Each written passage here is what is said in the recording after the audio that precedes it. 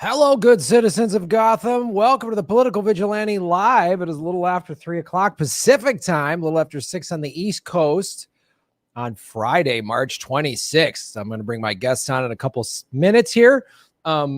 First, hit the like button, share this out on your social media. And I'm going to tell you about the smoothie that I'm drinking, made with organic unsweetened almond milk, frozen organic banana, frozen organic mixed berries. I don't know what's in it.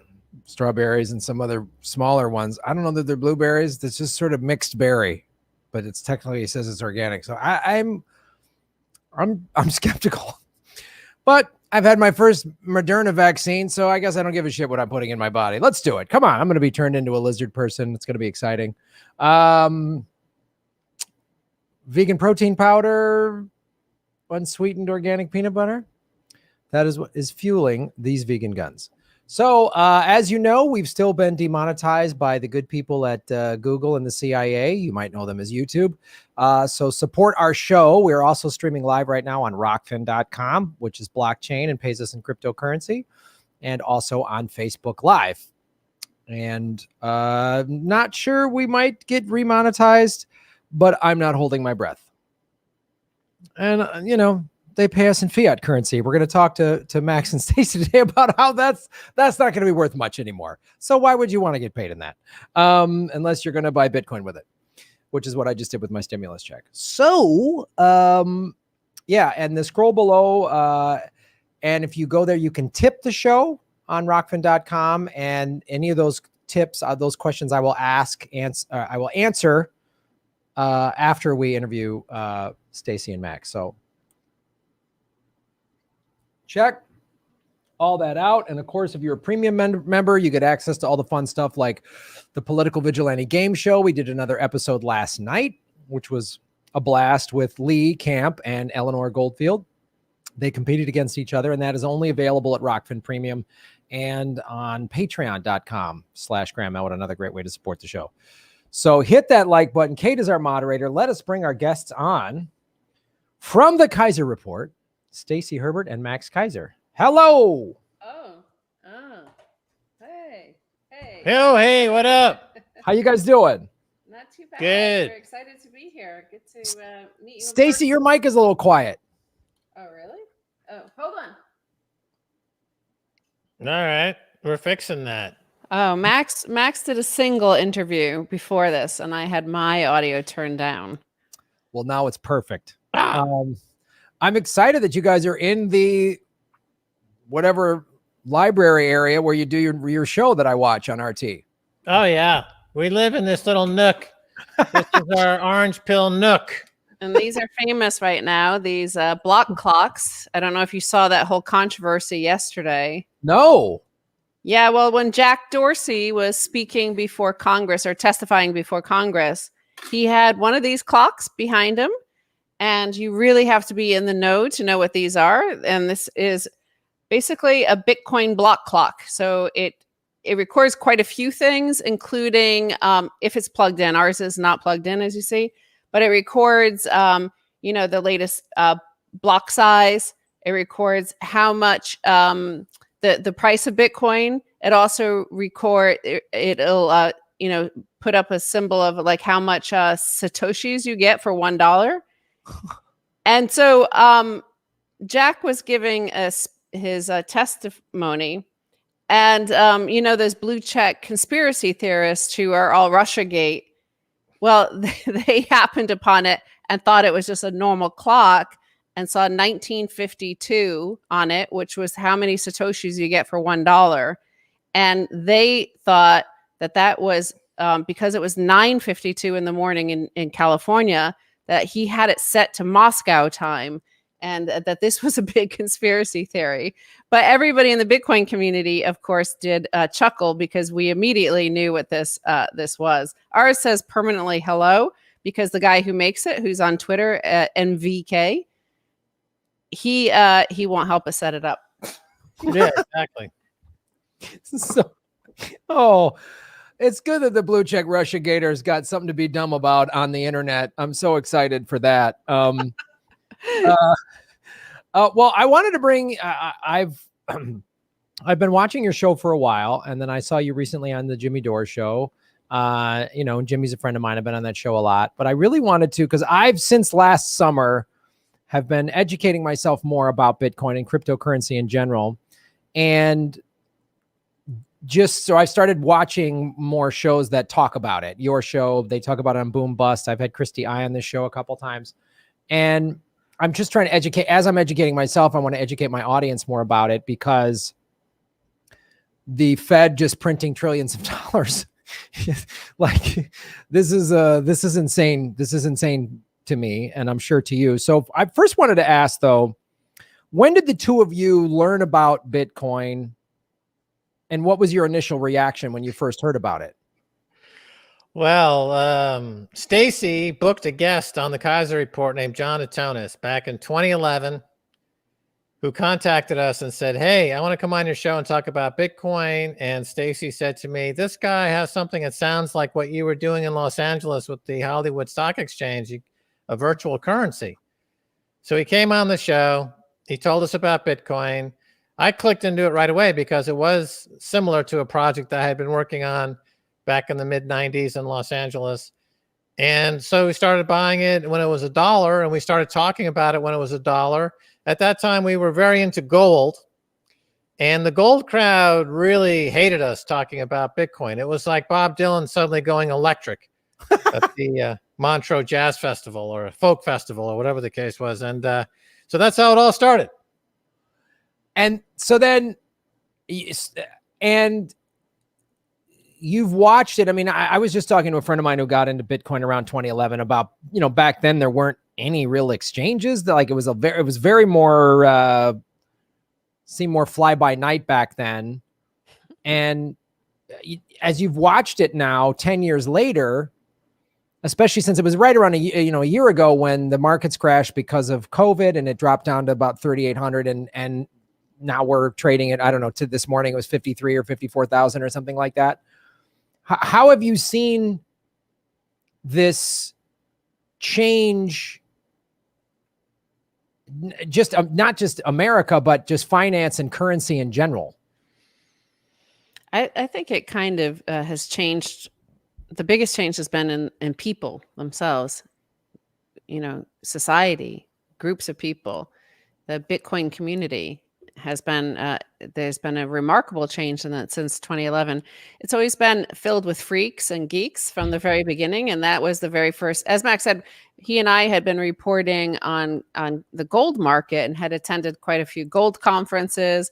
And, they were mostly older boomer guys in suits and, at posh locations speaking about gold. Then we went to Max spoke at the very first ever Bitcoin conference in 2011. And as soon as we walked in, we were like, what the heck who are these people? They were all hackers, geeks, computer programmers. The guy who had arranged it was one of the very earliest Bitcoin core devs called Amir Taki. And, at the time when he was hosting this event, this Bitcoin conference in Prague, he greeted us at the door of the hotel, and he was like, his eyes wide open, and he hadn't slept for 3 days, he said, because he thought that was a social construct, that the elite were just tricking us into sleeping. And we were like, okay, these are normal people. So those people are still there. If you go onto Bitcoin Twitter, you'll see them. And, that's kind of what drove me to the whole space. Max had a background in creating virtual currencies and was maybe more intellectually involved in those early days. But the freaky community is what just appealed to me. Just all these freaks and the reaction online. So the very first episode we ever posted of our show with that guest, John Matonis, in I think it was April of 2011 that we posted it to YouTube. And the reaction was so negative in the comment section that, unlike anything we had ever had before, that it really triggered me to what am I missing about this thing, Bitcoin? It must be, if it caused that much of a reaction, there must have been something I missed, like how important it is. And I'm glad we stuck with it because it's obviously done well. So now this last year, we've seen these various stimulus packages. We've seen trillions of dollars being put in there, big bailouts for the company, the big, Wall Street and all these giant corporations. We've seen billionaires making record profits during a pandemic while there's like food lines for Americans. Mm-hmm. And when I started really paying attention last summer, so I started going on this platform Rockfin that we're currently simulcasting on YouTube right now, came to me 2 years ago and a couple other people and said, hey, we put your content on here and we'll pay you in our cryptocurrency. And I was like, whatever, man, you got it. Like, sure, you can pay me in your unicorn, whatever. I didn't know what it was. And I was just like, this sounds nuts to me, but sure, I'll take it. Like, I believe you run out every ground ball. Like, if this thing takes off, great. And then last year when the shutdown happened and I lost a lot of road work and I started really paying attention. As I started paying attention, I started to see all this institutional money come in, even from people who maybe, and you guys follow this more than I do. The big banking people, 5 years ago, there's quotes of them going, Bitcoin is a Ponzi scheme or whatever. And now they're putting 5 to 10% of their assets in there for their company or whatever. How are you seeing this difference just this last year from 10 years ago where you had the guy that thought the elites didn't, wanted him to sleep or whatever to now all of these massive companies coming in? Right. Well, Bitcoin is, and something I recognized also, because back in, I started my career as a stockbroker and I worked on Wall Street for many years. So that I brought that to Bitcoin as well as the technology background. And so the question from day one has always been, is Bitcoin a new asset class? It's not really a stock. It's not a bond. It's not a traditional currency. It's not fiat money.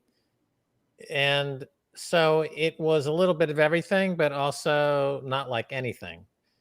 And so if it's a new asset class, then that sets up a situation where all institutional money, all money under management, all banks have to own some of it because they are obliged by law to have exposure to various asset classes. And this is an asset class that would be sensitive to inflation and would be a way to create a safe haven against inflation or a store of value in an inflationary environment. So what we've seen in the last couple of years is more and more institutions and more money under management is concerned about inflation. And they're looking for safe havens. They're looking for store of value. As Paul Tudor Jones said, and he was really the first big institutional guy to come out in favor of Bitcoin, he said he thinks inflation's coming really hard and he owns gold, but he owns more Bitcoin because he positions Bitcoin as the fastest horse in the race. So just looking at it in terms of classic portfolio allocation, you have to orient your money based on what your forecast is, what your outlook is for the macro economy, for inflation, et cetera. And you position assets accordingly. And here's this thing called Bitcoin, which is emerging as a competitor to gold. And yet it could potentially rocket a lot higher in an inflationary environment. So then money starts to move into Bitcoin. And then in the institutional market, it's a herd mentality. And it's a competitive mentality. So once one hedge fund starts to buy Bitcoin, then other hedge funds are obligated to take a look at it and start nibbling at it. But Mass Mutual was the first big insurance company to buy into it. We've got a sovereign wealth fund now in Singapore that's buying into it. Corporate treasuries like MicroStrategy and Tesla are putting it on their balance sheet. So all the layers of the financial system, every pool of capital from central bank on down to a mom and pop in their IRA account is now nibbling at Bitcoin. And the amount of investable capital around the world is, if you look at liquid assets, it's about 100 trillion. If you look at the global assets in total, it's about 400 trillion. Bitcoin is still under $1 trillion or about 1 trillion. So if it does compete with gold, then you could see it rise to about 10 to 11 trillion. So that's still 1,000% gain from the current $50,000 per coin. So that's how do you look at it in terms of a money manager, in terms of professional money management, institutional money. We just have now endowments in America are buying it, or putting it on the endowment. And we just had this week a pension fund, a big pension fund in I think it was South Korea, just started putting Bitcoin on their balance sheet. So the pension fund industry is worth about 50 trillion or so. It's a huge pool of capital. So, and they need to, by law, pay out to their beneficiaries. So they have to keep ahead of inflation. And so if Bitcoin's going to allow them to fulfill their mandate as a pension manager, then that potentially is a huge pool of capital. So it's working its way into that huge global capital pool as the apex predator. I like to think of it. It's the apex predator of money, and it's kind of eating its way into that huge pool of, you could call it $400 trillion globally if you add everything up: property, stocks, bonds, jewelry, assets, gold, silver, etc. I might add that, it was Christine Lagarde at the European Central Bank this past week or two. She gave the best reason to hold Bitcoin, and that is that she said this is a bad thing. She said that Bitcoin is an escape valve from the current financial fiat global system, where Christine Lagarde and Jerome Powell and the Janet Yellens of the world control everything, and they get to allocate capital. As you mentioned, the very wealthy got extremely wealthy in 2020. That's because of the huge money printing, because that's called the Cantillon effect. They get the money first. But it's been an exit valve from day one. The very first Bitcoin ever mined on January 3rd, 2009. In that Genesis block, it was printed the front page of the London Times, which said Chancellor on brink of second bailout from banks. So from the very beginning, it was a political project telling you this is an escape valve from the system of the bailouts.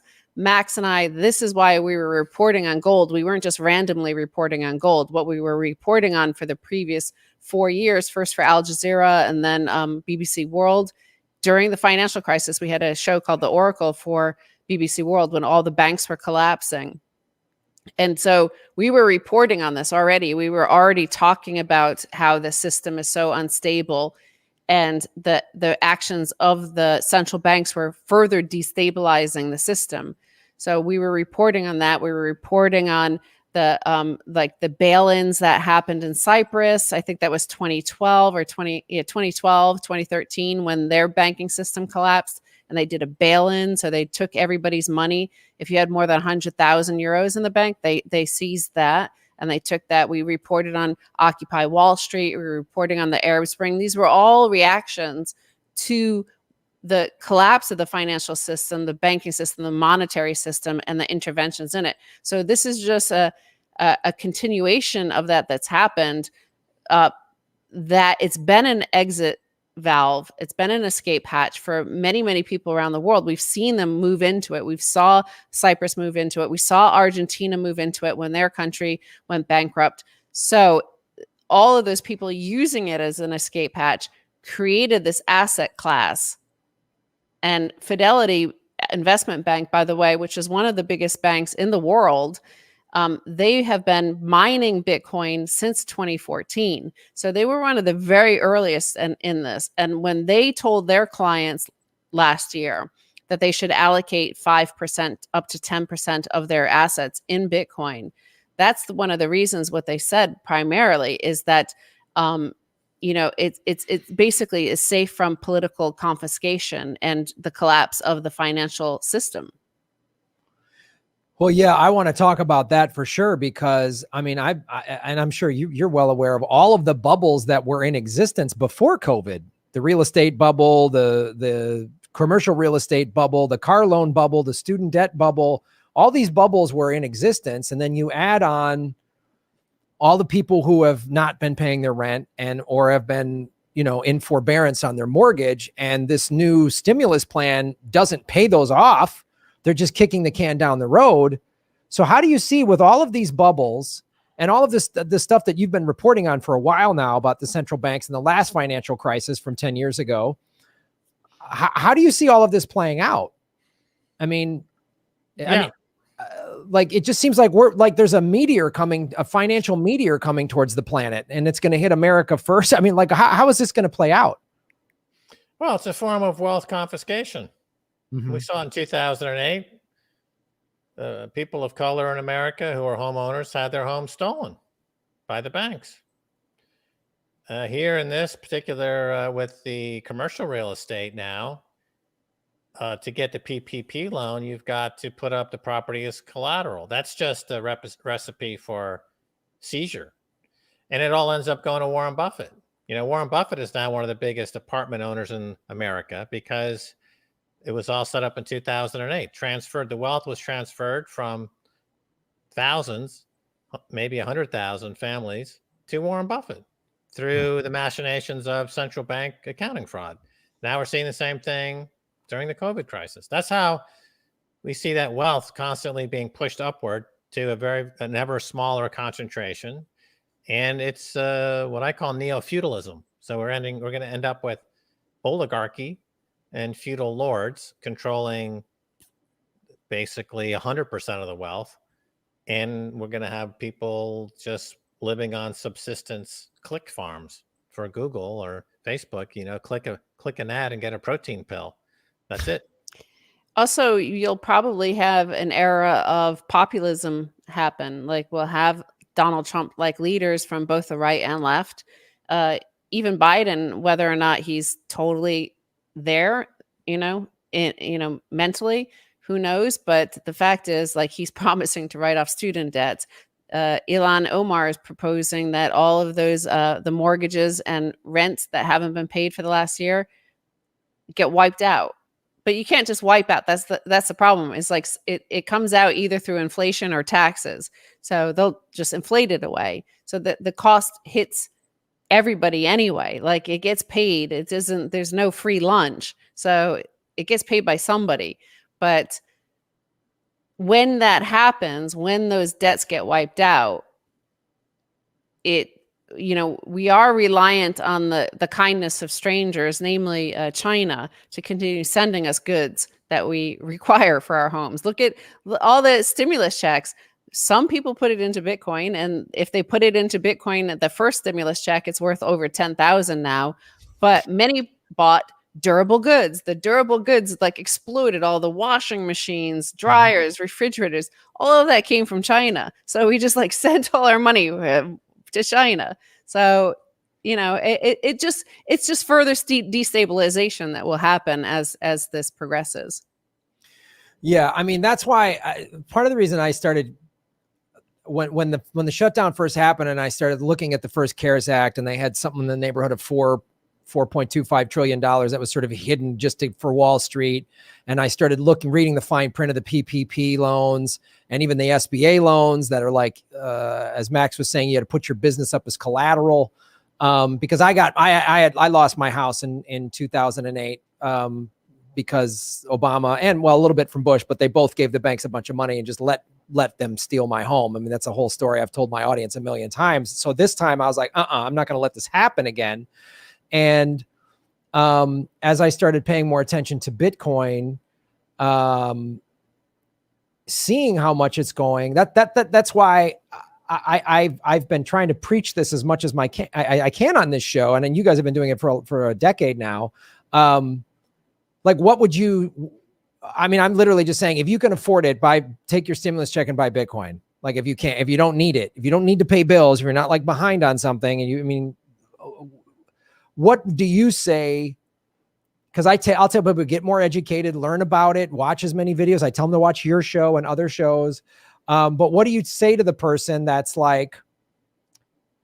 new to this, just hearing about this, or they think, I missed the boat. It's only 54,000 or whatever. Like, I always explain, you can buy small parts of it. It's not like a stock where you have to drop the whole 53. But as you just said, Max, just a little while ago, that if there's going to be upwards of, whatever, 1,000 times investment from the 400 trillion that's out there globally, that's going to put Bitcoin at what per coin? I mean, that's 50 million a coin, right? So, yeah, what do you say to people who right now are like, I have a little stimulus money, I don't know what to do, and the inflation is coming, and the housing crisis is coming, like all these things are coming that seem like pretty dangerous. What do you tell people on how to deal with this? Right. So there's a few questions there. Number one, you can start with Bitcoin for as little as $10. You don't need to buy a whole Bitcoin. Stacy mentioned you can get something like 1,900 what are called Satoshis, which is a 1/100 millionth of a Bitcoin for a dollar. And so we have a affiliation with a company called swanbitcoin.com. And okay, I'll give you a little plug here. We have an affiliation with them. If you go there and you sign up, you'll get $10 free Bitcoin. You have to use Orange Pill, swanbitcoin.com/orange pill. Yeah. And okay, so I mean, we've been in this for 10 years. I know the company very well, and the people who are on the company, and it's a great company. I vouch for the company, and it's just Bitcoin, and that's important. So point number two is a lot of people that come into Bitcoin, they suddenly look around and they see, oh, this coin's only trading at $1, or this coin's 5 cents, or this coin, blah, blah, blah. Everything that's not Bitcoin is garbage. You have to keep that in mind. If it's not Bitcoin, it's garbage. Whether it's Ethereum, Bitcoin Cash, Satoshi Vision, Ripple, it's all garbage. They all came in after Bitcoin trying to compete with Bitcoin. They've all failed. Bitcoin's got more than 90% of the hash rate of the entire industry. And nothing any of those coins do, Bitcoin can't do already. And Bitcoin is the only institutional grade coin, right? Nobody at the Sovereign Wealth Fund of Singapore is buying, any of these garbage coins. So that's another thing to avoid. Don't get sucked into. And a lot of these exchanges, like Coinbase, for example, they offer all these garbage coins. And so people, it's really a problem, I think. I think Coinbase is a bad actor in this space, but they do what they do. Where it's Swan Bitcoin, they just do one thing, and that's Bitcoin. So the second thing is, can I just interject real quick? Yeah. I get that there's a lot of coins and tokens out there that I don't know what they do, but something like Ethereum is actually like like Bitcoin is like gold, and these other ones are like technologies or software in some cases. It seems like, I don't know. And I hear a lot of other people that seem to be very knowledgeable in finance saying that like Ethereum is valuable and will go up, has gone up, will continue to go up. So how do you make Ethereum is a scam. 60% of that Ethereum was what's called pre-mined before they even released it into the wild. And as it goes up, the insiders dump. So it's a pump and dump scam from day one. And that's true of all the Ethereum-like coins like Cardano and these other coins. They're all basically scams. They're exit scams, what we call exit scams. And there's nothing that Ethereum does. And Ethereum has never shown that it has any business model whatsoever. It was going to be the world computer that failed. It was going to be the decentralized autonomous organizations. They blew up. It was going to be initial coin offerings. They all got busted and thrown in jail. Now they're doing non-fungible tokens, another huge scam. And it's all tied to Ethereum, which is an exit scam. So again, I would avoid it. I've been doing this for 10 years. I would say I'm one of the more successful people in this business. But if people are free to make their own mistakes. Sometimes people need to make mistakes, get wrecked, as it's called, to, have that learning experience. And I'm not somebody who's going to get in the way of someone else's learning experience. If you want to get and learn what it's like to lose out and get wrecked, then by all means, have at it. I also have a few things to say on both of those questions. The first question regarding is the price too high is, people have to stop thinking like a poor person, essentially. Think like Max mentioned Paul Tudor Jones, one of the most legendary hedge fund investors of all, but also Stan Druckenmiller, another legendary hedge fund manager who, by the way, has never had a down year since 1981. They both are in Bitcoin now. Paul Tudor Jones got in at 4,000, but he said at 15,000 that he liked it even better at 15,000. Max also saw this sort of story with ordinary investors back in, 20 years ago. They would say, Berkshire Hathaway is too expensive. It's $50,000. I'm going to buy, pets.com because that's only $20 and that's going to go up more. So you have to think of the quality of the actual asset itself. So as the Bitcoin price increases, as Paul Tudor Jones and Stan Druckenmiller understand, as BlackRock, now the biggest investment asset manager in the world, that's the largest, they're now getting involved. They're not saying, oh, it's too expensive. They're saying, okay, now it's big enough for us to get involved in. This is a legitimate asset class that we can invest in and we could hedge against because it's big enough. So you have to start to think like that, like the mind of a gambling addict, somebody who goes to Vegas hoping like this is their way to riches. That's what you're doing when you go for one of those 8,000 cheap coins who,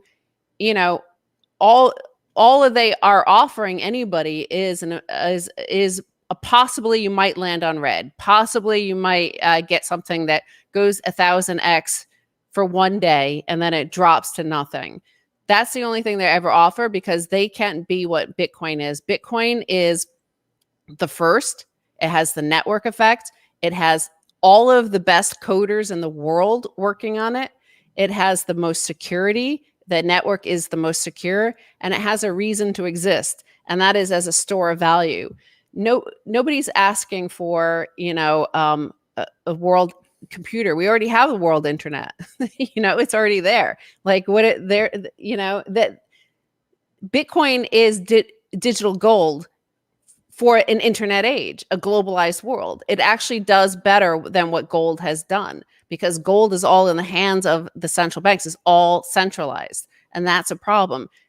Bitcoin decentralizes that and puts it into the hands of the people and is unconfiscatable. Nothing, these people trying to outcompete Microsoft or Oracle or those sort of entities. I don't. Yeah, I mean, a lot of these coins, other than Bitcoin, of course, the servers exist on Amazon Web Services. Yeah. So if you want to shut it down, you just call Amazon and goodbye. They disappear in a heartbeat. They're centralized. They have a headquarters. They have somebody who leads the project. They can be thrown in jail at any moment. And we're going to see a lot more of that as central banks get nervous. The low-hanging fruit are all these garbage coins. They're going to go after them if they feel like going after it. Bitcoin is unconfiscatable. There is no center. There is no headquarters. There is no guy to go after. It's completely decentralized. It's what we saw in the music industry when they launched Napster. Remember, Napster was the beginning of decentralized P2P file swapping at the beginning of BitTorrent. The music industry for years was suing everybody and going after everybody. And they put all those warnings on everything. If you play this and you copy it, you're going to jail, right? And then what happened in the end? They all had to change their business model. Now we have streaming services, and the music industry before Napster is dead. Same thing with banking and central banks. There's pre-Bitcoin and there's post-Bitcoin. Right now they're going through the phase of, I'm going to sue everybody. I'm going to shut you down. I can't stand this anymore. You got to change. Do it. Blah, blah, blah. And within 2 or 3 years, they're all going to be dead. That model is over. You don't need a bank. Bitcoin does something remarkable. It separates money from the state. It separates money from a bank. That's never, ever, ever, ever happened before. And the implications for that on society are profound and extremely positive. Yeah, that's the thing that when I first started to really study it was like, this is revolutionary. I mean, this is like a political asset in many ways. And so I want to ask you about this. So because they had the introduction in January, whatever, the Stablecoin Act, which seems pretty terrifying to me. And the United States, the IRS has just introduced the we're going to Operation Steal Your Money, whatever they're calling, whatever ridiculous operation, like Found Treasure. That's what it's called. Operation Found Treasure. The IRS wants to dig through anybody that's made money, and they claim that they're going to be getting people to forensic accountants to go on the blockchain and see who's got what and try to charge you taxes. So how, since these central governments have realized they can't shut Bitcoin down, because it's decentralized, how do you see them reacting? I mean, we see some of them, like China just they have their digital yuan, but they're centralized, obviously. How do you see, specifically the United States government, with people like Janet Yellen, she just got a stern talking to by Liz Warren? Man, that's great. That's what Liz Warren's good at. Anyway, what's going to happen.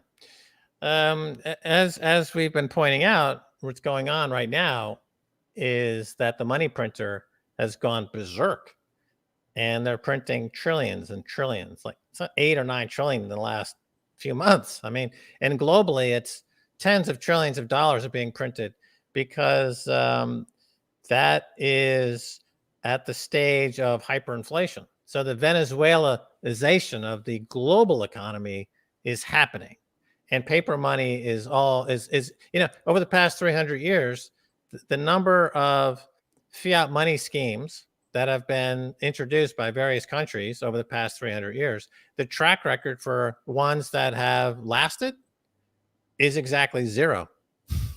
None have lasted or lost 99% of their purchasing power. So effectively 0. So therefore, I can say with a great deal of confidence that both the US dollar, the euro, the yen, and any other fiat money that's existent today will also go to 0, because they all have. Now, against that backdrop, the central banks, of course, and the governments are panicking. But also at the same time, because Bitcoin is global, you've got other countries out there who are saying, ha, ha, ha, ha, ha, the US is finally screwed up. They finally got themselves into such a bad situation. They're printing like $1 trillion a month.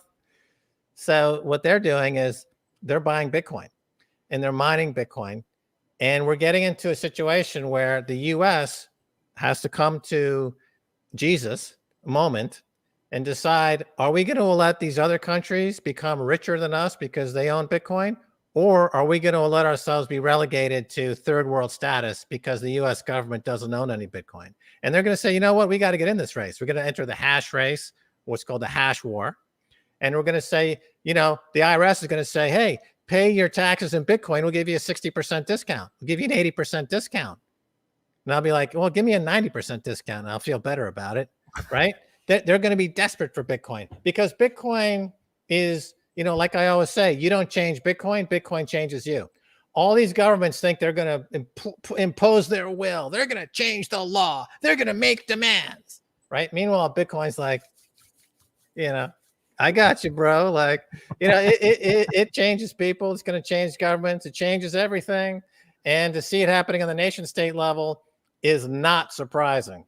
Well, we're in a globalized world, and this could bring quite a lot of peace, because since 1971, we've been on an all fiat standard backed by the US dollar, and the US dollar exerts its hegemony through that US dollar settlement layer. So all trade settles through the New York Fed, essentially, even for a fraction of a second before it settles between France and somewhere in Africa, for example.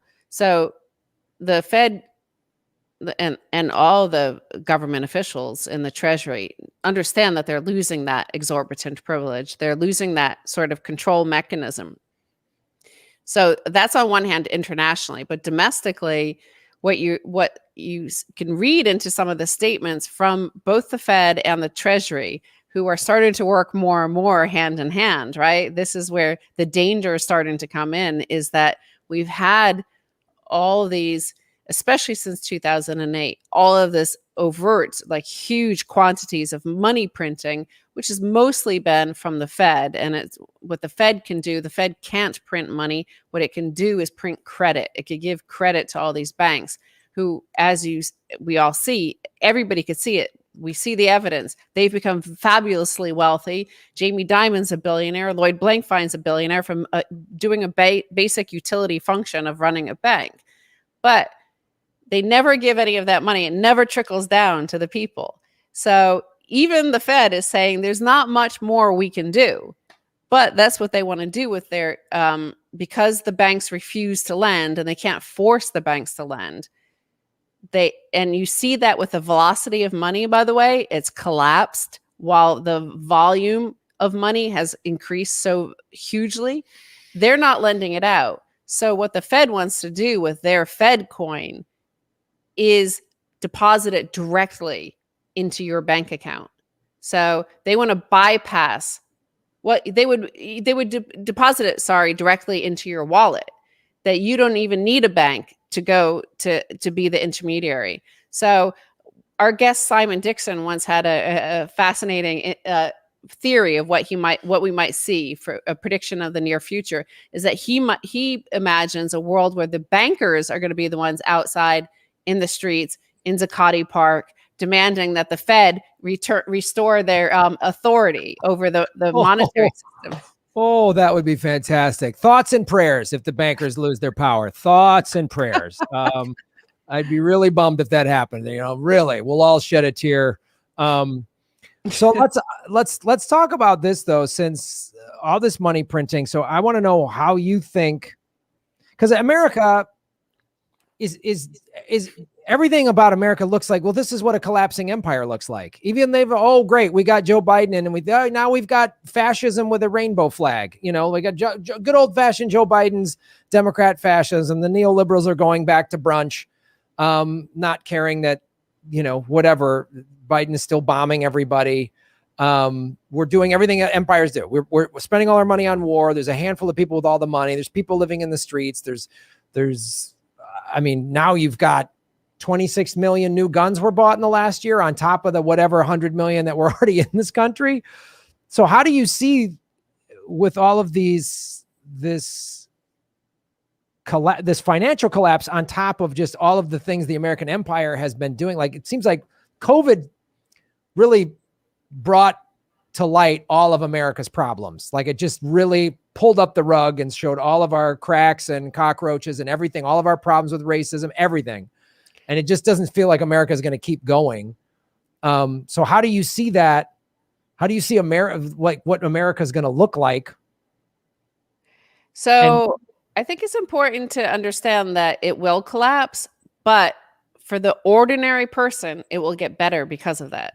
So it has to collapse, because what you've seen since 2000 is extraordinary interventions to try to maintain the status quo. And it's caused more and more and more grief. And we see that with the extraordinary fact that there's an increase in mortality rates in America for the first time outside of war. That is extraordinary. The opioid overdoses that the cable news totally ignores, and that if they even pay attention to it, it's from, those Democratic corporate Dems who will be like, oh, these people are the losers that voted for Trump.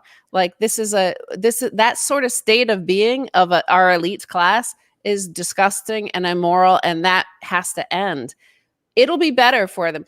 And Max and I could confirm this because we've lived in Europe, and Europe used to have empires. Europe used to have, the reserve currencies, and their people at that time lived horribly. They live so well now, the ordinary European.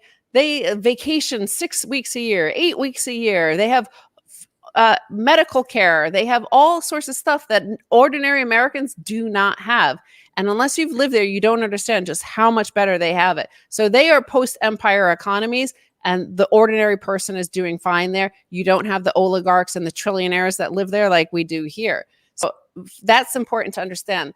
It was set in motion by the hero of the left, which is Bill Clinton.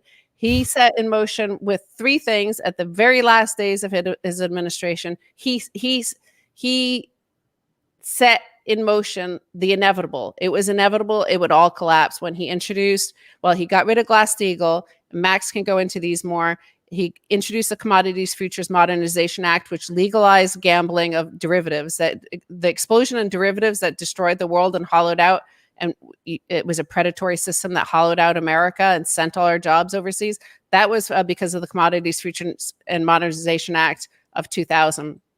And he introduced, he elevated the China to the World Trade Organization on terms that harmed American corporations and, American workers, and aided and incentivized U.S. corporations to send all their jobs to China. So those are the three things that set in motion this 21-year decline since then.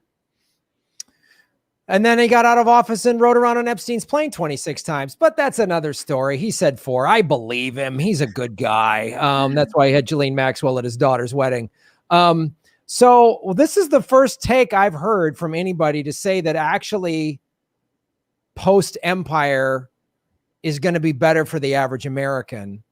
Because yeah. Can you elaborate? Look at it like a resource curse, essentially. Look at Nigeria, look at Saudi Arabia. They have a huge amount of oil. They don't need the people. They do not need the consent of the people. The empires never needed the consent of their own people, because if the United Kingdom and Britain, you know, all those Dickensian days happened during their huge empire. Why? They could just steal stuff. The elite just took everything from India and Africa. So they didn't need the consent of the people. Once we no longer have the exorbitant privilege that only works for the top 1%, once that is gone, then they need the consent of the people. They need to start, that includes giving them dignity, giving them manufacturing jobs and wealth creating jobs and a real communities and culture. These will have to return because once we lose the reserve currency status.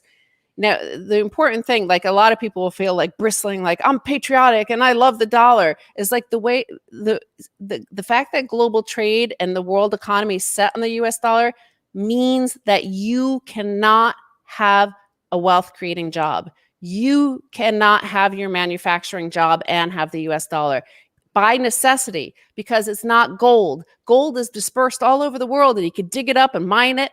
The dollar is printed at the New York Fed.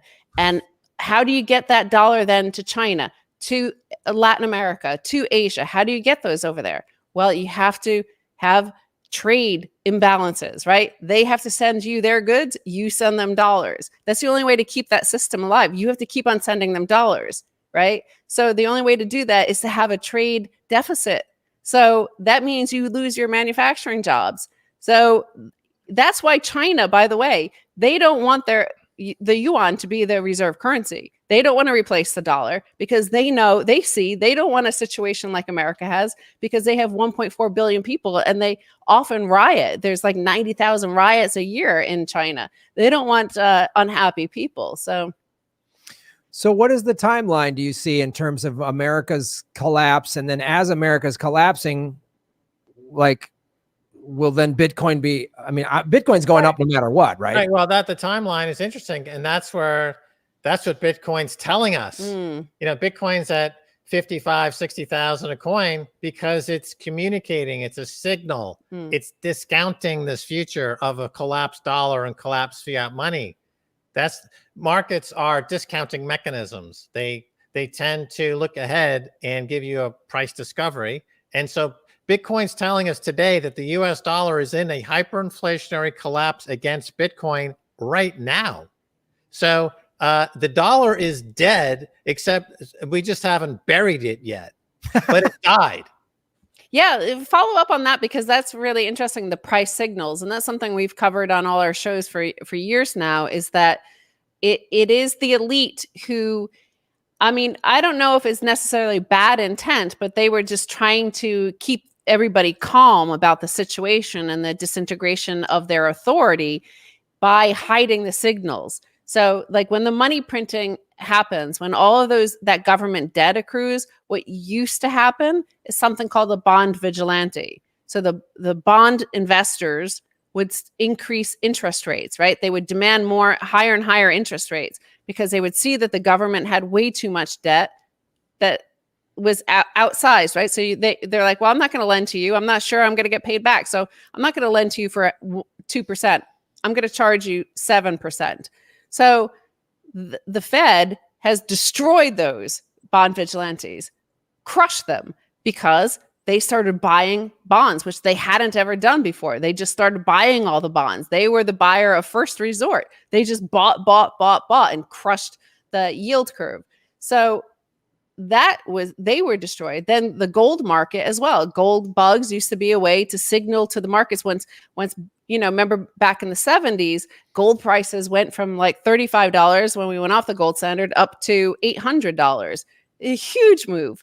Well, then we had all this with the Commodities Futures Modernization Act. We had this huge explosion in paper gold, which could crush the physical gold. Importantly, because central banks own the vast majority of physical gold. So they could keep that, they could help crush the price because it wasn't ordinary people who hold the gold and can, basically force real price discovery. Yeah, it's even more insidious than that. 10 years ago, the what's called M3, which was showing the money printings that's going on by the government, it got to levels that were scary. So the government decided, well, we're not going to print M3 anymore. We're just not going to print it. We're not going to pretend like it doesn't exist. Recently, they decided now to make a same move on M2.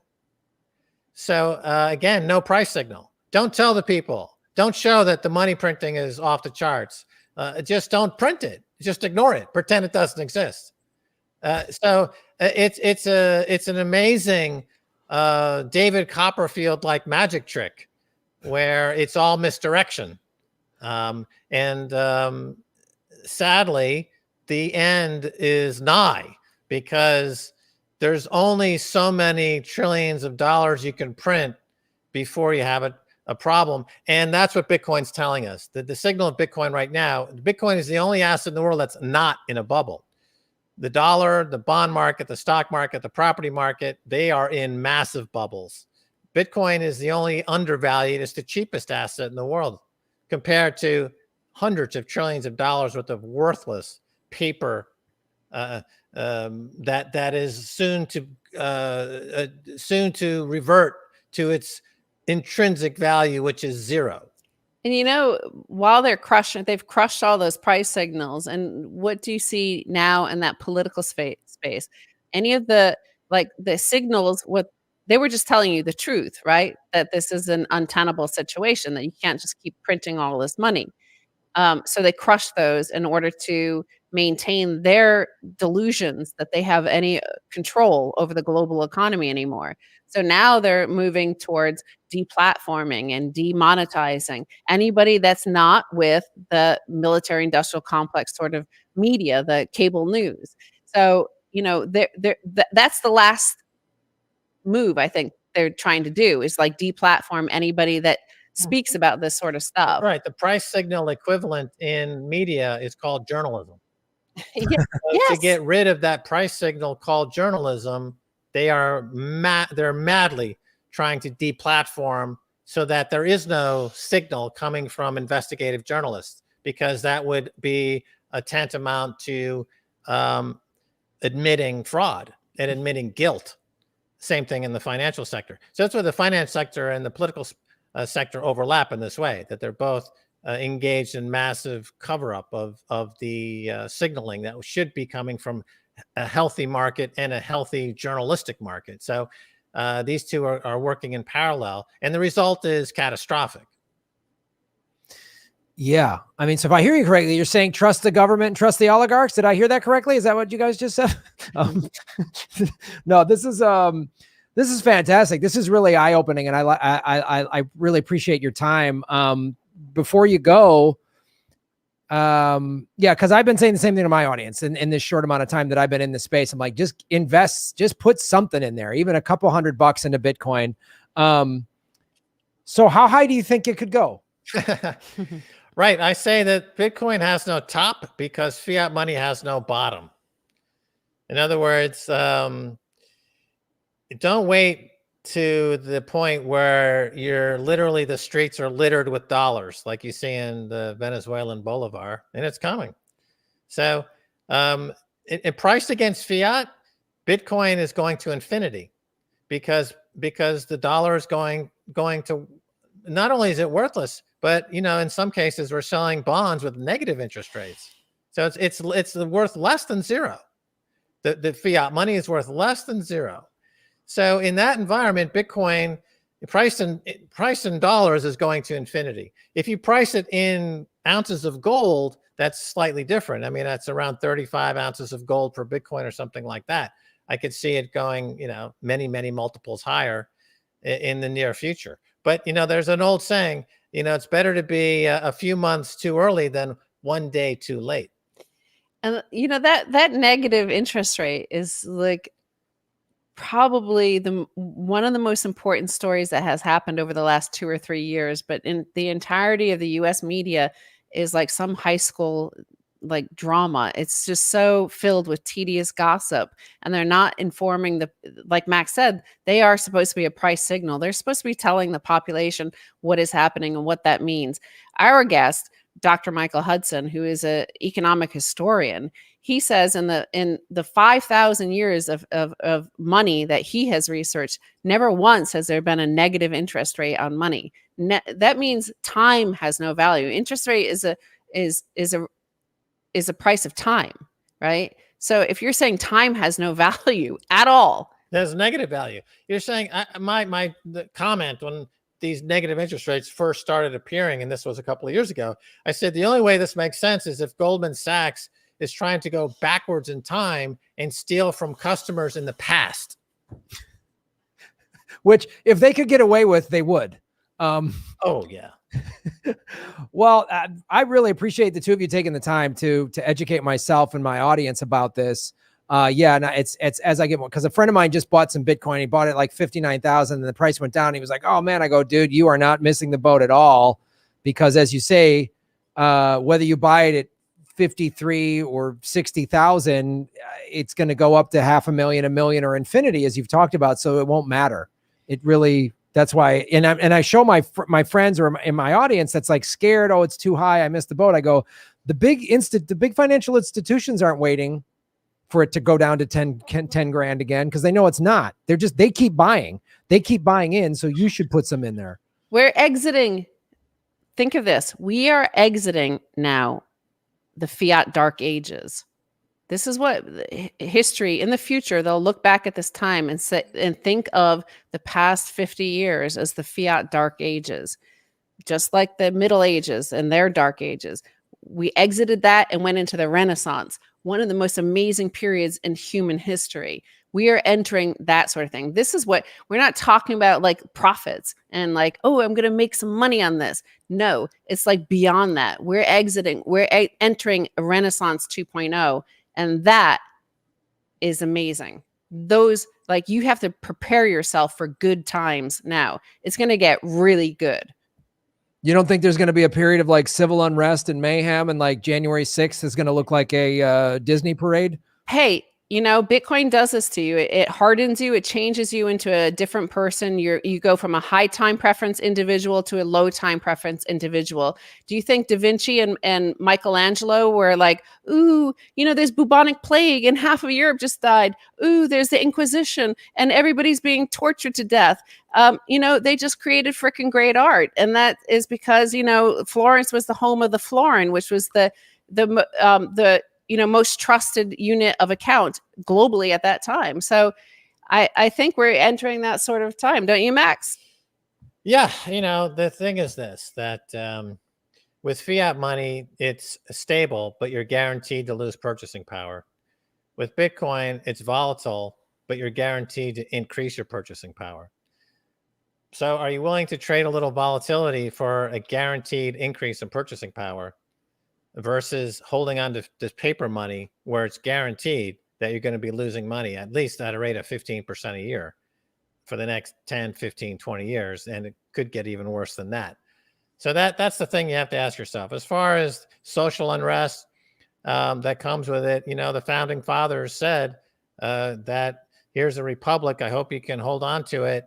And, you know, if every 50 years or so, there needs to be a revisitation of an insurrection to some degree, that would be perfectly normal.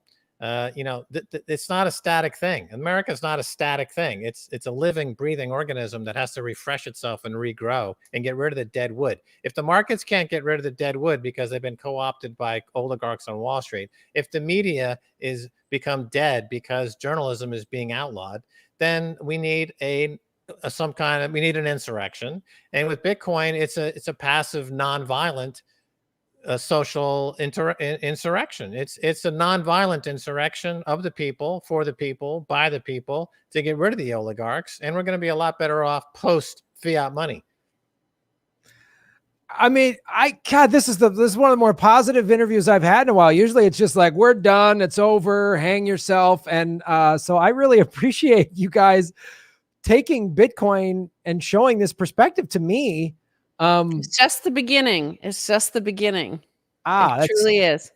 It's really fantastic. So thank you both, Stacy Herbert and Max Keiser, for coming on our show. Tell our audience, if they're new to you, don't know where to find you, how they can watch your various shows and podcasts. So go to youtube.com/orange pill, which you'll find our podcast there.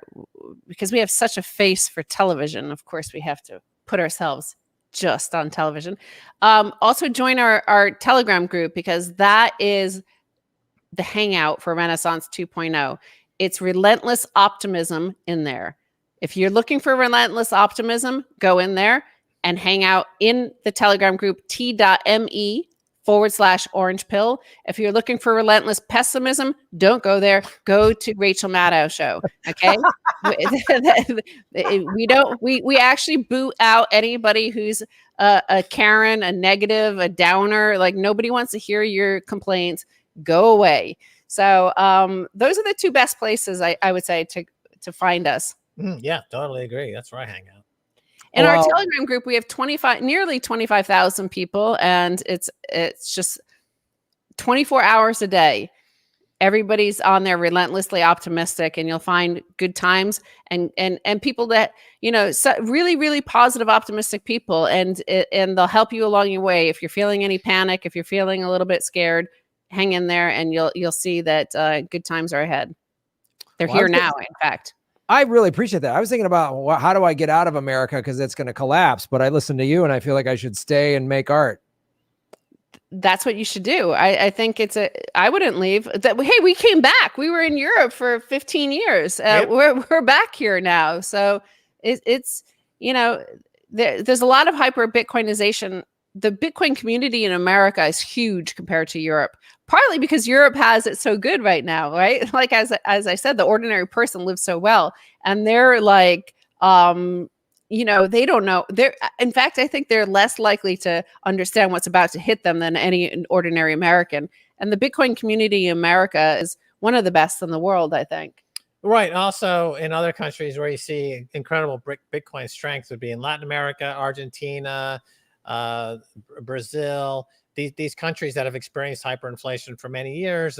Mexico, our show is dubbed into Spanish, and it gets hundreds of thousands of views. It's in a dubbed version into Spanish, and we've created probably 500,000 Bitcoin millionaires in Latin America over the past 10 years. So we probably have increased the net worth of people around the world in the last 10 years more than the United Nations has by far. Yes. And you didn't exploit anybody in the process. I don't understand it. It doesn't make sense. I think we should bomb you. I think you should be sanctioned and bombed, quite honestly. You're helping too many people. Bring it on. Yeah, whatever, dude. Take your best shot. We've got Bitcoin. Yeah. And we've got our Telegram group. Army of relentlessly optimistic warriors in there. Yeah, absolutely. Plus, we've got Plucky. Plucky is the world's greatest economist. Hello, I'm Plucky. I'm the world's greatest economist. I trained Alan Greenspan at Harvard for a few years, and then I took a job on Wall Street. Now I advise Max and Stacy. Plucky, I think that's quite enough. We don't need your whole resume, do we? Go back to your shelf. Well, thank you for the guest appearance from Plucky. And the relentless optimism is fantastic. It's really, you guys have helped shine a light on me and this show. Shine a light. Don't fall for the printed money. It's all garbage. It's garbage.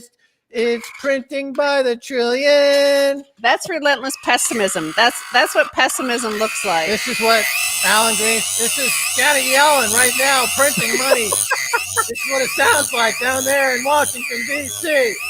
There's Jay Powell. I need my money. I need my money. All right. You don't need that. You don't need that in your life. Buy Bitcoin and emancipate yourself from the slavery of this trash.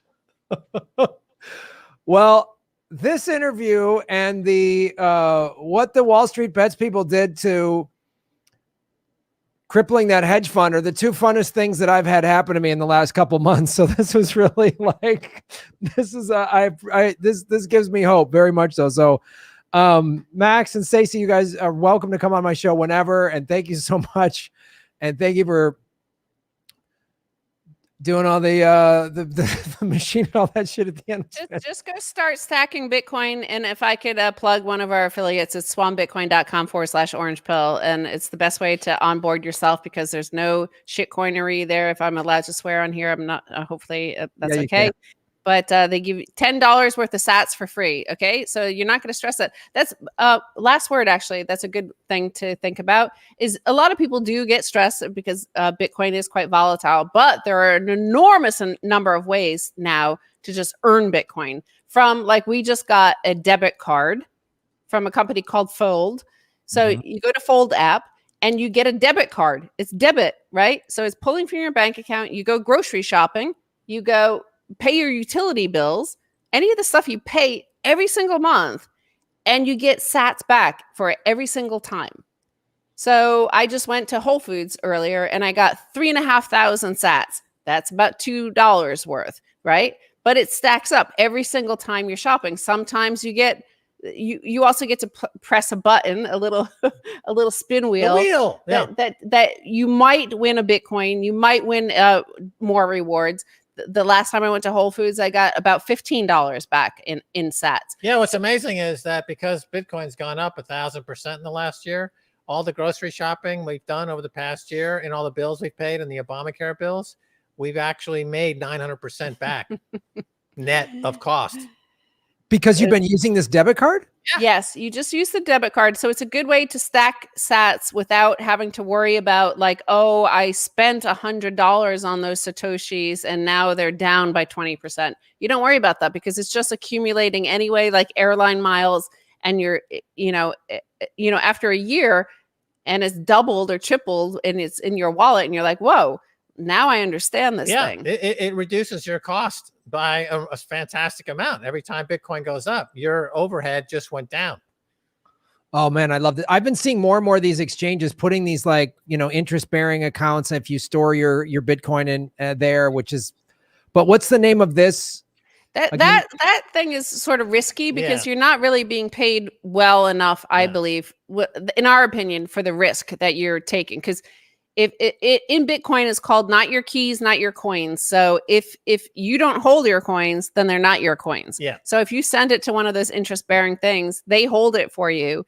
And if that company goes out of business or whatever, you lose your coins. Yeah, right? It's not worth it. I mean, Bitcoin's been appreciating at 200% a year for 10 years. So it makes no sense to take any risk whatsoever to stake them on some exchange for what, 5%, 4%? Now it's 2%, right? What's the point? It makes no sense. You're taking counterparty risk. You're taking all kinds of risk for what? You're going to make 200% if you just hodl it, put it in your cold storage and forget about it. Don't mess around with those exchanges. But the Fold card is different. It's a debit card. You get paid back Bitcoin or Satoshis, and it goes right into your wallet, and they add up. So what Stacy's point is that even if you don't want to put a nickel into it, you can just get some of these for free by getting this debit card. It pays you cash back in Bitcoin, right? So that's an easy way to earn Bitcoin. By just doing your normal shopping, you're going to earn Bitcoin.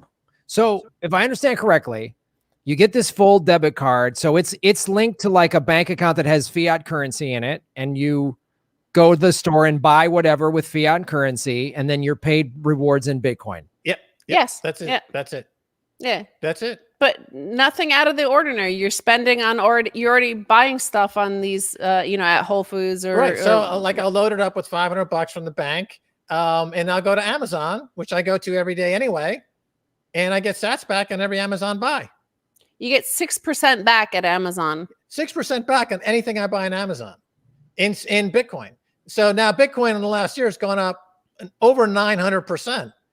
So everything I bought on Amazon for the past 12 months during lockdown, I've been paid back. I think I completely paid for it. In other words, I got it for free. Everything I bought on Amazon the past year, I got for free. Yeah, so that's available to Americans right now. And I think they're going out global. They'll start introducing it to other countries soon. But I just find it really easy to, it's a good, easy way, especially if you don't have that much fiat, if you don't have that much cash, or if you have, you're concerned about spending any money on it. It's just, you're not spending anything extra. You're not, you're accumulating Bitcoin without doing any new spending other than what you already do. Just do it on this card. How about this new podcasting invention from Adam Curry? This is for you because, of course, Bitcoin is censorship resistant, but it's a way, well, there's two different ones. There's Adam Curry has been amazingly helping out a lot of these Lightning devs, and he's helped out Sphinx.chat, and then there's Breeze, Breez. These two apps help your viewers and your listeners to stream Satoshis to you, to stream Bitcoin to you. So Breeze is very user friendly. It's very consumer friendly. So right now, Sphinx Chat is a little bit more advanced. You have to have a little bit more knowledge about Bitcoin, but Breeze, they could download it. Right now, it's still in the beta testing phase. So I'm not sure who is able to actually download it, but it'll soon be available for download on, the App Store. And it's super easy to use. Yeah. You just, select the political vigilante. You like that podcast. And you just 2 buttons to choose. You either tip right now, like 5,000 Satoshis, or you hit on the button of how many Satoshis per minute. So if you listen to 20 minutes, you're going to pay every 20 minutes 50 Satoshis.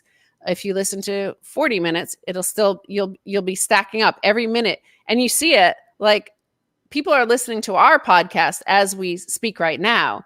And it literally pops up every single second. Every single minute, you're seeing more and more Satoshis stream in. I'm getting Satoshis streamed into our wallet 24 hours a day.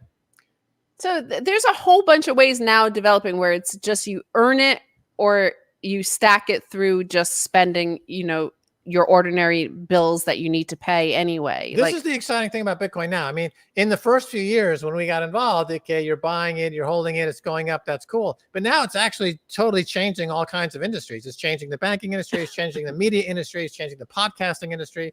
And all these different industries are now being transformed by the micropayments, streaming Satoshis, Bitcoin's a store of value. And it's all happening in real time. And the big losers are the legacy system, banks and the political establishment. Those are the losers. So this is what we want to happen. And that's what's happening. It's happening right now.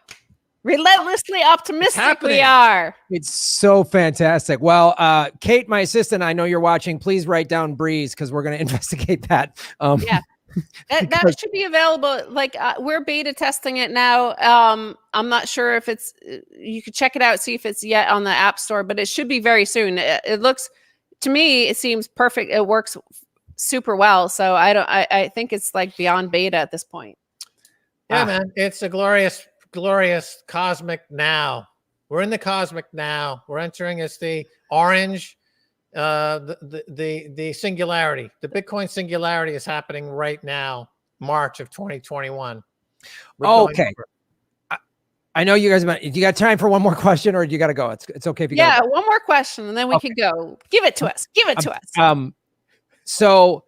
The relentlessly optimistic thing, I love hearing that. So there has been some criticism. Some people say that Bitcoin is a big energy draw and it's not great for the environment. And I tend, the more I talk to people, it feels like that solution is already being handled. But how do you address that when people say, There's a number of points. Number one, 63% of all energy that's extracted right now is wasted. It's wasted energy. We have a huge energy waste going on right now. All these industries are incredibly wasteful. Bitcoin seeks out what's called stranded energy. For example, oil wells, when they're drilling oil, they emit a lot of gas, and they usually either let that go in the atmosphere or they flare it off. Bitcoin miners, because it's portable, they go to these rigs where they're doing oil and they set up a miner and they capture that flaring gas and they turn it into Bitcoin. So it's actually green. It's actually efficient. Solar is incredibly cheap right now. It's getting to be the cheapest energy in the world. Guess what? Bitcoin miners are gravitating to solar now, gravitating to renewables. Over 30% of Bitcoin energy is right now renewables. So it gets renewables, it gets stranded energy. It's actually the opposite. It's the greenest industry in the world, and it's cleaning up. the fossil fuel industry because the fossil fuel industry is incredibly wasteful. And as a result of that, it's incredibly capital intensive. And guess what? When you got an incredibly capital intensive industry like the industry, how do they pay for it? By printing this garbage. It's all fiat money driven. And Bitcoin kills the fiat money barons. So therefore it kills the inefficient energy industry. Number one. Number two is that Bitcoin is essentially at war with fiat money. So if it needs energy to fight fiat, we need to support Bitcoin's fight against fiat money. These two are Battlestar Galactica. It's the biggest fight of the century, and we don't want to deprive Bitcoin's ability to fight fiat, and it needs energy, and that energy is green energy. So we need to support Bitcoin's energy right now because it's fighting fiat, which is the single greatest cause of terrorism on planet Earth is fiat money. Full stop. I'm argue that point anybody at any time, and I win every single time because it's undeniable. If you don't like terrorism, buy Bitcoin. If you don't like war, buy Bitcoin. You don't like violence, buy Bitcoin. You don't like hatred, buy Bitcoin. Peace, love, and understanding. It's better than an Elvis Costello song. First concert I ever saw live was Elvis Costello. Wow.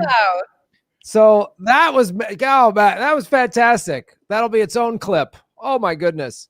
You guys are amazing. Thank you so much for being on our show. Everybody, tell us again where to find your show again. Watch it at youtube.com/orange pill or join our Telegram group t.me/orange pill and get ready for good times. Get ready, baby. Get ready. Get ready for good times. I love it. Stacy, Herbert, Max Keiser, thank you so much. Thanks for your relentless optimism and your money, stripper machine thing. That was fun. So we had a great time to Stripper machine. I'm a stripper, baby. I'm a stripper. I'll do my pole dancing, baby. Throw me some screaming Satoshis. Do it, baby. Do it. Don't ever say stripper to Max again. He will whip off his clothes in a fraction of a second. I thought I got my yoga pants on. I got the best legs in Bitcoin. Okay, nobody comes close. Okay, I've got incredible legs, and I like to show them to people to inspire them. And that's the way it is. Can we go? Are we wrapping this up? It's time for Max to go to bed trying to now. let you guys go, and then you keep doing more stuff. Okay, So, sorry. thank you so much. You guys are fantastic. Max, we'll bring you back on the show and Breeze is up and running to make some money for you stripping, okay? Okay. Oh, awesome. Okay, let's do it. All right, you guys have a great Thanks a lot. weekend. See ya. Oh my goodness. That was fantastic. What a fantastic interview. Man. Wow. That was so great on so many levels. Please hit the like button, share. I'm going to go read all of the I'll start reading the tips on Rockfin. Wasn't that great? Holy shit. That was, and like, how nice are they? I kept trying to say, all right, last question. I know you guys got to go. And then they kept wanting to say more stuff, which was just so cool. It shows you how that, like, and this relentless optimism thing, man, that did you see, like, they just want to convert people to Bitcoin because they've made Bitcoin millionaires. I mean, that's great. And that's why I want to have my show. I've been talking about Bitcoin and crypto for a while, like, 9-10 months, but I'm not a financial expert. They are. They've been working in that space for a long time. So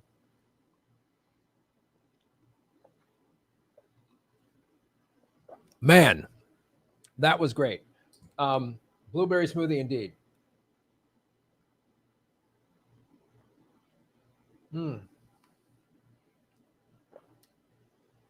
Yeah, Max Keiser, he bought Bitcoins when they were $1.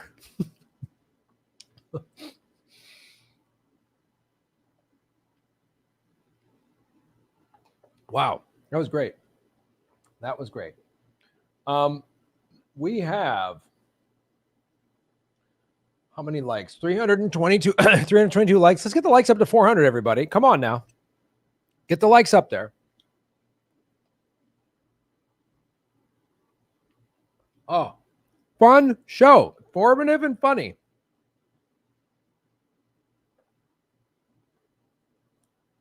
That was really cool.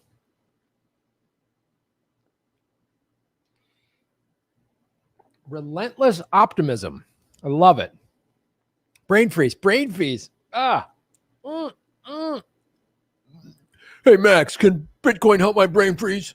I'll be one of those negative people. If Bitcoin's so great, how come I stubbed my toe? Bitcoin should have stopped that. What? That doesn't make any sense. What a fun show. What a bing bang. What a way to wrap the week up, huh?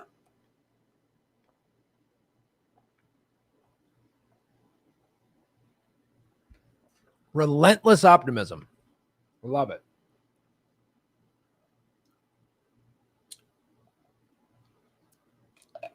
Oh, sorry. I just need a smoothie break. That was like an hour. It was amazing. I'm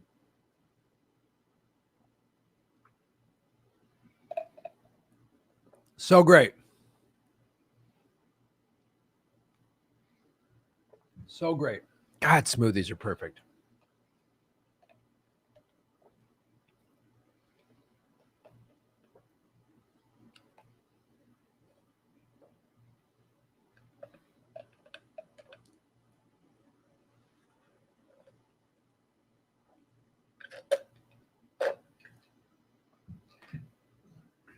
Oh. All right. Let's get in. Let's read some of the tips over at Rock. Folks, a great way to support the show is go to rockfin.com/CramElwood. You can sign up for free. All of my content is on Rockfin. Some of it is on YouTube. I started not putting as much on YouTube once they demonetize us. If they remonetize us, I'll go back to putting the same amount on both platforms. But for right now, YouTube, no. I put like one clip a day on YouTube, and I put 2 or 3 clips a day up on Rockfin. So there's a bunch of free content. There's no ads on Rockfin. And then there's a premium.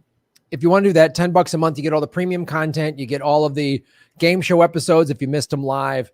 You get Graham Goes to Russia. You get early access to government secrets. You get all the live streams in the archive and all of the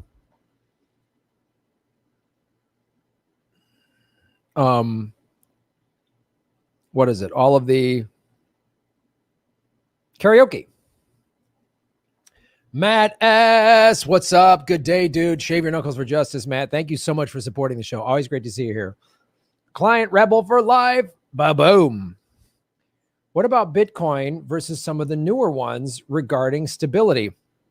Well, I wanted to ask Max that because I've seen him on his show, and I know he's been what they call a Bitcoin maximalist, meaning he's Bitcoin versus the other ones. And I wanted to ask him about that because I watch these other shows and they talk about all the other coins, and I've been open.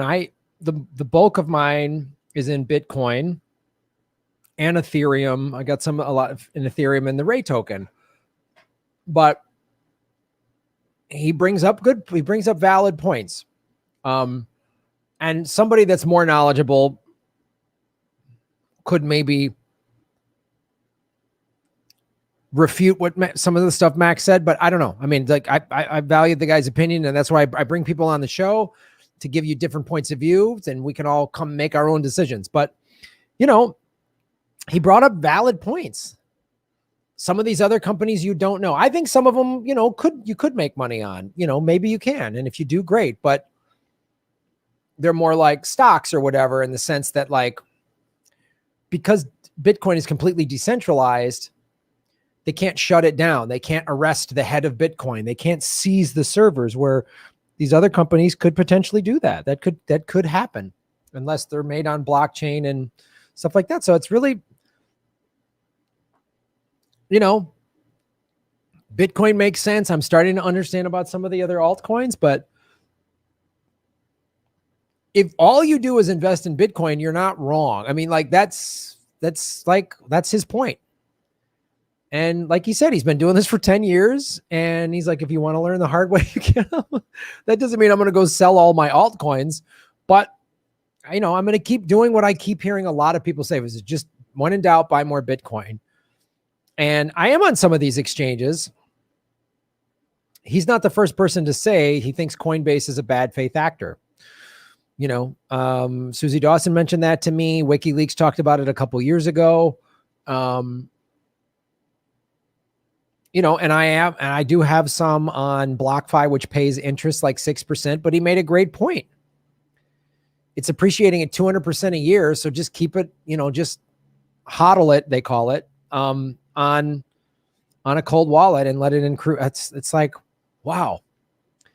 But he's a stockbroker, finance guy. That's how he's looking at that with that kind of a brain, which is really, it's great to hear. It's just great to hear different points of view. And that's really knowledgeable point of view. It's a very knowledgeable point of view.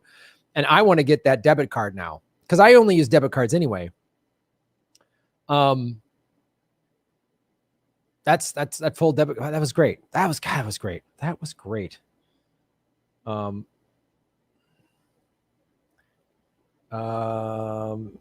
Chimchery, boom. Shave your knuckles for justice. Off topic, Graham. Do you watch on cinema at the cinema with Tim Heidecker and Greg Trunkington? As a film buff, I think you might like it. No, I don't watch that show.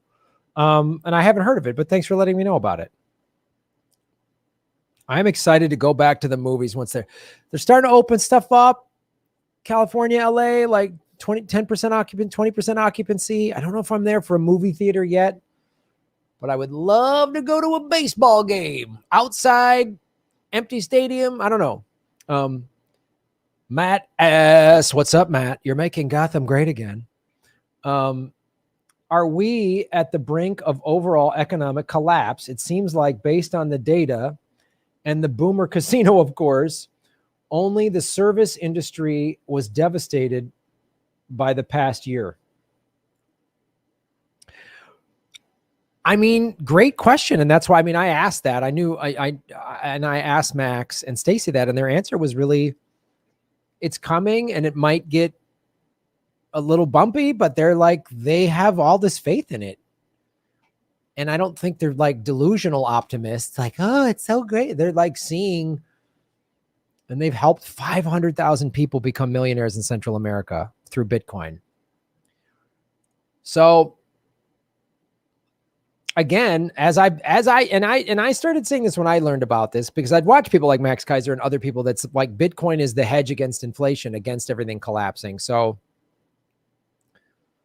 buy some Bitcoin or use these interest, that's the thing. God, they brought up such a great point. So even if you're like, I don't have any extra money, money's tight, I got to use my stimulus check to pay bills or whatever, but get this debit card and just earn Bitcoin and let it sit and grow. Yeah. That's why they just went into just much more detail than what I've saying, because they're way more knowledgeable. I'm not a financial expert. But it's the thing I've been telling you guys since the summer of like, this is why I get into Bitcoin, because the central banks are printing money. They want to get out of the central banks. This is their, like he said, you want to end war by Bitcoin. You want to end poverty by Bitcoin. You want to, that was great. So, and he said it's already happening. The end is nigh. He goes, it's already happening. And Bitcoin is the indicator. The reason Bitcoin's price keeps going up is because the institutional money realizes it and they're putting money in there. What a fantastic conversation. I can't wait to go through it. So here's what I'll do with, as soon as I'm done live tonight, the live stream right now, it's free for everybody. It'll come down, it'll go behind the paywall on Rockfin. It'll go to Patreon, my Patreon page. And then I will probably cut it into 2 to 3 clips, because about an hour and 10 hour, 20-minute interview, I'll probably cut it up into a couple different clips. That I will release over the next couple days. Rockfin always gets it first, and then YouTube. Sometimes I release both on the same platform, but like if I have 3 clips, I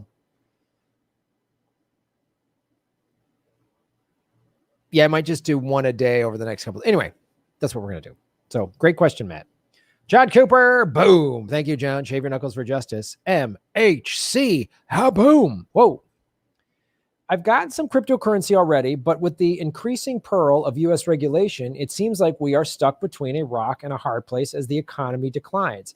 On a personal note, I'm not in a position in which moving to another country or investing primarily outside the U.S. currency is realistic. So how to proceed isn't clear to me unless I can get Crypto Island. That is Crypto Island. Well, again, like I know you probably asked that a while ago, like while we were still in the middle of the interview. And that's a great question, but it looks like that's how they answered it. Buy Bitcoin, hold it for the long term, and go over to their relentlessly optimistic, what is it, Discord or whatever they said? Yeah, that's really interesting what they said. Really interesting what they said. And he goes, they're going to try to regulate it. He goes, Bitcoin doesn't change. You don't change Bitcoin. Bitcoin changes you. And he's like, and I mean, that was really smart the way he said, they're going to try to do all this right, but they're not going to be able to do it. And it was just like, wow, fascinating to watch. And he's been predicting all of this stuff. Him and Stacy have been predicting this stuff. So sounds like just buy Bitcoin, guys, and, start working in your community. Well, that's the thing I think about. Like, if all this goes through the roof and I become, wealthy with crypto, I'm going to buy solar panels. I'm going to do all that stuff. I'm not going to buy Lamborghinis and crap like that. If I got really rich, I'm going to invest in my community. I'm going to build housing for the homeless. I'm going to, that's what I would do if I started and suddenly was worth, hundreds of millions of dollars or something like that. So, I mean, they moved back from Europe to here. That's impressive. And they don't need to. They bought a bunch of Bitcoin 10 years ago at $1. They don't even need to do their TV shows. They could just live in a mansion in Europe or some island that, protects, rich person island or whatever. That's impressive. That's impressive. Bubblegum do shave 'em. Awesome show and very fun. Thanks again. Please address Bitcoin forks. Oh, I forgot to get to this question, but I didn't want to keep asking them questions because they were already like disagreements within the community. Future show. Yeah, you're right. Also, speak to Vardhana Shiva for another not so rosy perspective on crypto electric money. Interesting. Sure.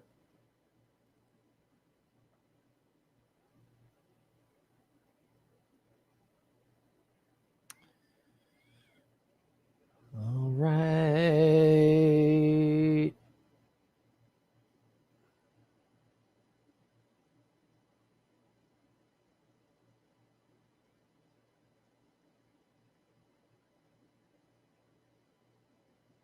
So with Bitcoin, time may actually be worth something at this time anyway. That's great. Cardano is like 98% decentralized. Will be 100% by the end of the month. That's good to hear. P.S. My last comment was longer than I expected. So here's another 5 to compensate to you for reading the giant wall of text. Oh, MHC, that's really appreciate it. I really appreciate it. That's cool. Thank you for doing that. Didn't have to, but I very much appreciate it. Oh, this is their referral code, Orange Pill, for that Bitcoin only exchange. Good to know. I love doing this show. Like I said, I'm no crypto expert, but I want to learn more. And the more I have people like them on, I just learn more and more about it. What a great show. What a great show. Man, this is when I love doing this show. When there's all this negative stuff, sometimes I'm like, oh, man. But this is like, I'm going to always call out the bullshit. Call out the powerful. But that's why they're so optimistic. Bitcoin just crushes. Oh, man. When in doubt, buy Bitcoin. So awesome. You just bought $100 worth of Bitcoin. It's so great. And go to their exchange. Start using it. I have these affiliate codes, these other exchanges, but they know more than I do. I mean, do your own research. I always say that. Do your own research. Make your own decisions. But if the big hedge funds are taking 5 to 10% of their assets, so should you.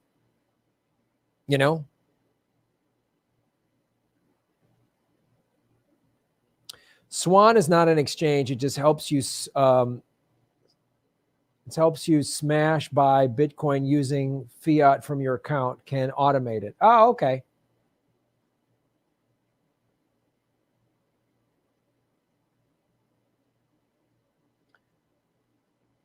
Graham, he's completely misunderstanding the purpose of altcoins. They're not trying to compete with Bitcoin. They have an entirely different purpose. Yeah, that's the thing too I was like, I just wanted to get his point of view. I wasn't gonna like get into a debate with him.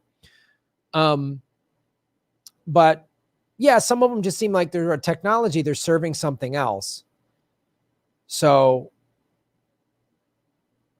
yeah.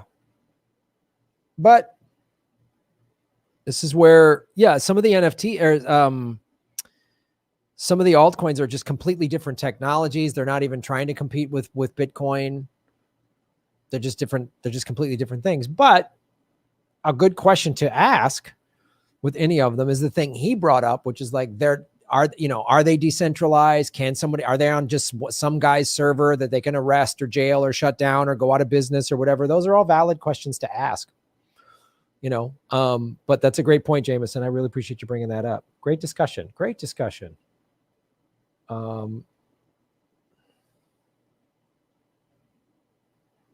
Dollar cost averaging into Bitcoin. Yes.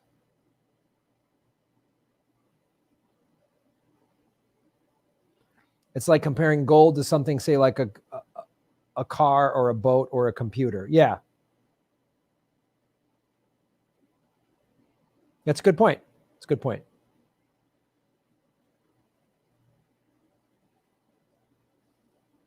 The idea isn't to be a store monetary value. It is to provide decentralized internet where each user, each node in the network increases the computing power. Oh yeah, that's cool.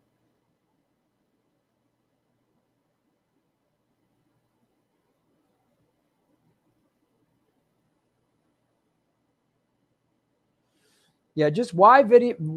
This is a great point. This is what I say about just about anything, but this is the same point here.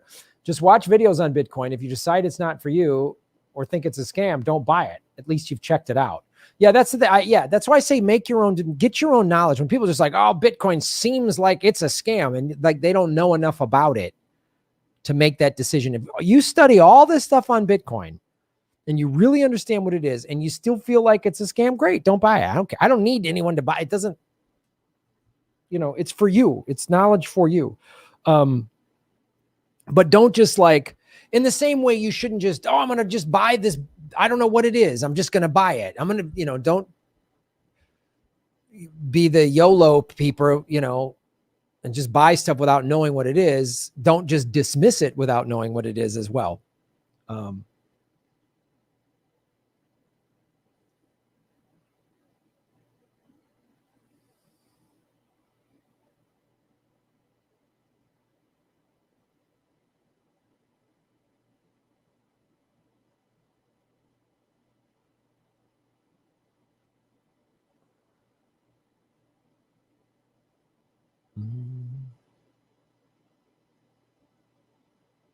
Fold app. Yeah, I will be on again Monday nights, 8:00. That's another thing you get with your Rockfin premium membership. Access to the premium members exclusive late night crypto lounge Monday nights at 8:00. Boom, boom, boom, boom, boom, boom, boom, boom, boom.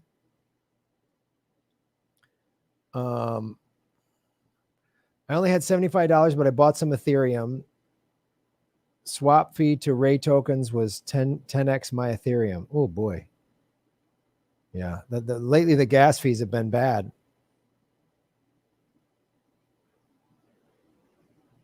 Fold was the card. Fold was the debit card. Hey, Kate, can you find, is there like a Fold card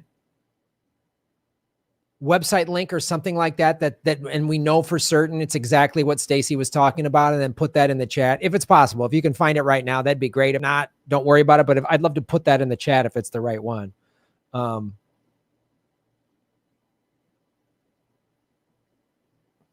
Phantomus Phanto, boom, shaving your knuckles for justice. Graham, what are your thoughts on Chia Coin?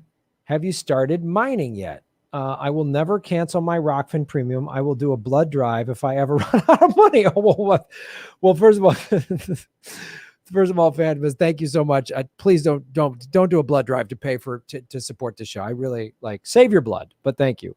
I don't know anything about Chia. I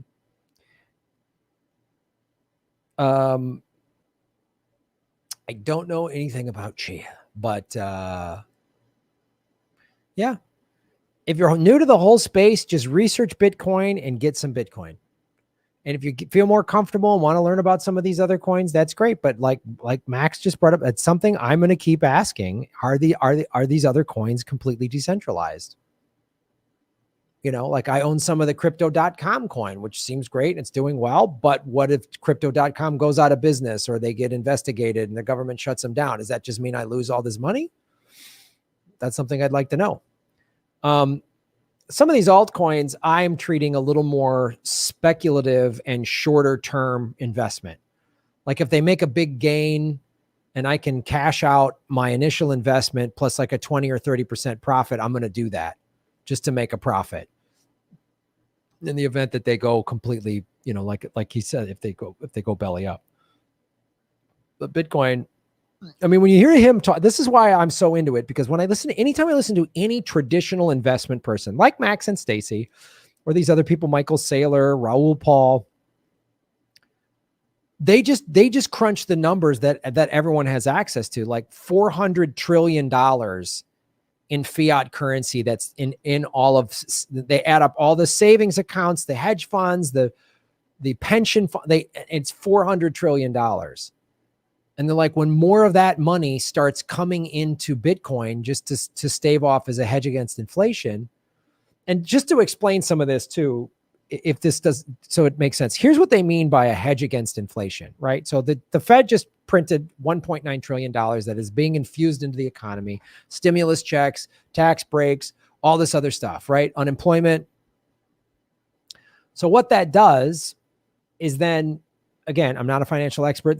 I'm just kind of repeating basic stuff that I've learned over the years, but especially in the last 10 months. So the price of goods and stuff goes up. So your $1,400 stimulus check, if you were to just put it in a savings account, which is paying maybe 0.5% interest, maybe 1% and earn 1% of interest, a year from now, if food, rent, gas, insurance, all these basic necessities of life, if all of those costs go up, which will happen when there's more money, when everyone's buying stuff, prices go up, right? When you print money, it goes up. So when all those things go up, your $1,400, even if you earned a 1% interest in a savings account, is worth less because its purchasing power is lower, right? Gallon of gas goes from, we're right now, what is it? $3.40, something like that. And it's expensive. But so if gas goes up to $4 or $5 a gallon, let's say it goes up to $5 a gallon, that $1,400 is worth less, right? Your grocery bill, the same, groceries that normally would have cost you $150 are now going to cost you $200. That $1,400 is worth less. So that's what printing all this money does. So Bitcoin, as Stacy pointed out, if you would have taken your $1,200 a year ago and put it into Bitcoin, it'd be worth $10,000. So it went up almost 10% or 10 times. It almost went up 10 times its amount. So if this 400 some trillion dollars starts coming into Bitcoin, as Max Keiser said, I forgets what the number, he goes, right now we're at about $1 trillion, but we're going to go up to 10 or 11 if all these pension funds start jumping in, which they're going to. That means Bitcoin's price is going to go to $500,000, $1 million, even if it goes up to $500,000 in a year, in a couple years from now. That means you just added 10. It's a 10x. It's 10 times profit. So if you took your $1,400 and bought Bitcoin with it today, and then it goes up to 500 some $1,000 a year or two from now, you just took your 14 grand and turned it into $140,000, or your 1,400 and turned it into $14,000. So that's why they're calling Bitcoin a hedge against inflation. So again, if you have $10,000 in a savings account right now, that $10,000 is not going to be worth as much as the prices of everything goes up. Food, money, food, cars, clothes, just the basics goes up. Not even like to mention luxury items, airline tickets, whatever. So that money's going to be worth less. And then if the banks run out of money, they might say you can't, which has happened in all these other countries that I've talked about before in this show, where you got 10 grand in the bank and the bank's out of money and they say you can't have it. So it's another thing to put into Bitcoin and put it on a cold wallet and hold it, hodl it, as they say. Fold homepage, foldapp.com. All right, Kate just put that fold homepage card. Here, let's do this. Let's do this. First of all, thank you, Kate, for doing that. Show Kate some love in the chat. Come on.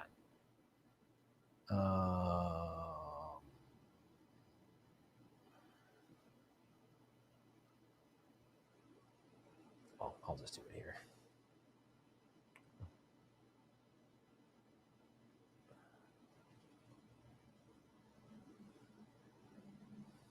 So here it is.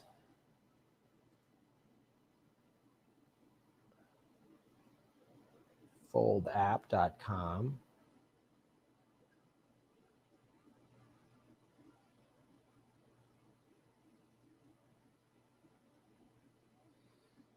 And then I want to do this. Let's go into the here, let's just go to this. Let's just I'm going to share this page. We're going to go through this page together.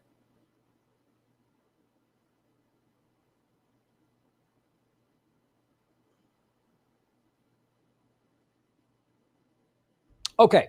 So here's the earn Bitcoin on everything. This is what Stacy was talking about.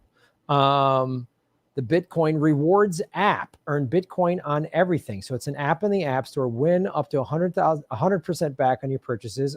So they do contest plans about us. Let's see how this works. Spending rewards on all purchases. Let's look at the premium one. Weekly extra spins. Oh, that's for their contest stuff. Annual fee. It's got a $150 annual fee. Okay.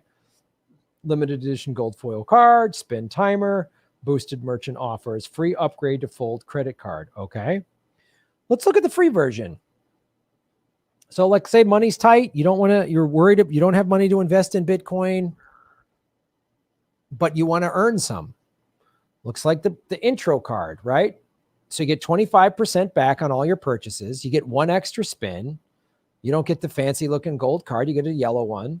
The spin timer, you get 5 minutes, boosted merchant offers, fine, and free upgrade to the Fold credit card. Okay, cool.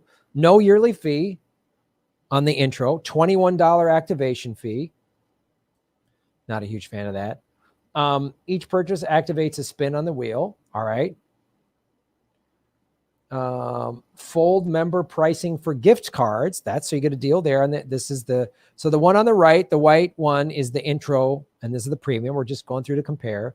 Member pricing boost on Amazon gift cards, 5% up to $500 per month, up to $250 per month on the intro card. No money, no direct deposit fee on both. ATM withdrawal in network, no fees on both. I hate those fees. Out of network, $3.50. Don't ever use that. Just go to the store and get cash back. That's what you do. Over the counter cash withdrawal, $2 fee. Okay. Cashback fee at point of sale, 1% of cashback. That's on both cards. No fees on ATM balance increase, ATM decline in network, no fees. Out of network, they charge you $1. Inactivity fee, nothing on that. Replacement card fee is $5. Replacement card fee, expedited shipping, $35. Automated customer service fees, no fee. Live agent customer service, no fee. Check disbursement fee, $5.95. All right. Check disbursement. Check disbursement. Wow. International transaction, 3%. International ATM withdrawal, $250. International ATM balance. All right. Those are the two, premium or intro. There you go.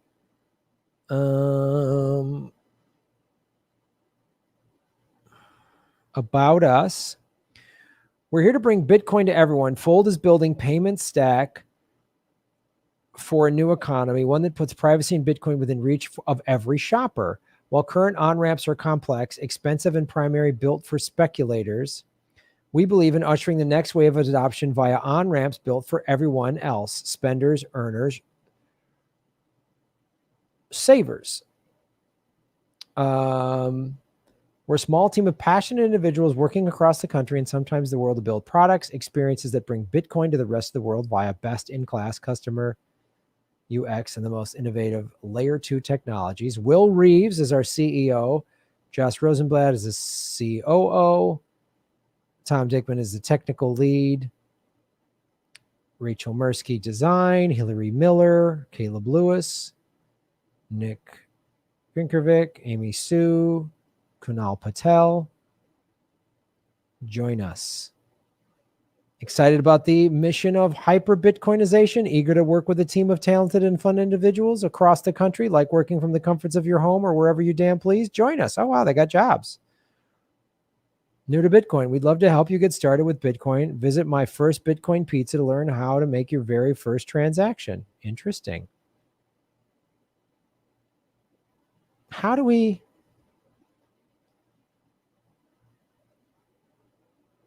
So you get it from this. All right. Let's get the app.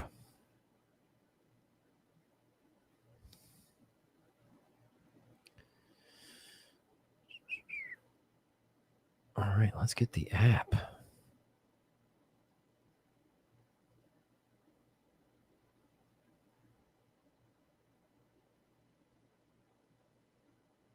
Let's see what it looks like.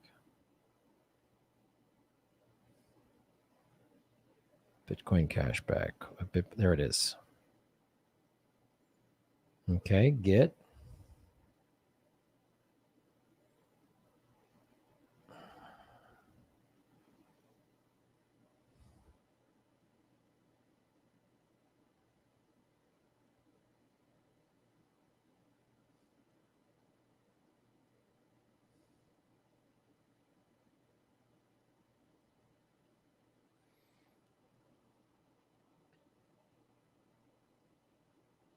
It's got a 4.3 out of 5-star rating. Pretty cool app. Great so far. It used to be great. This app actually was super cool. I love spinning the daily wheel. Some free stats.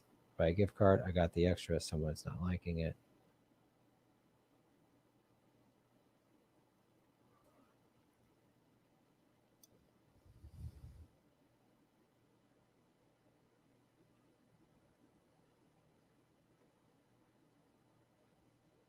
All right.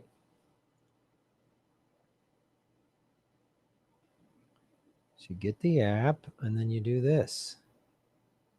Forbes, Bloomberg, NASDAQ, Fortune 500. 100 out of Bitcoin 10 years ago is worth $10 million today. $100 of Bitcoin 10 years ago is worth $10 million today. Okay. Ditch your miles and points and get rewarded with the best performing asset in the last decade. Bitcoin every time you spend.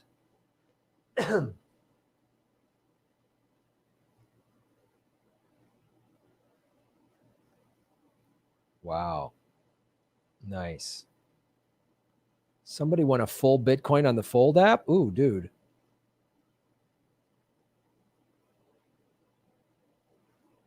Have fun getting rich. Supercharge your rewards. 5% on Amazon. 8% DoorDash, 3% Uber, 3% Starbucks, 4% Lowe's, 9% Domino's, 7% REI. Wow. Financial fun, not financial stress.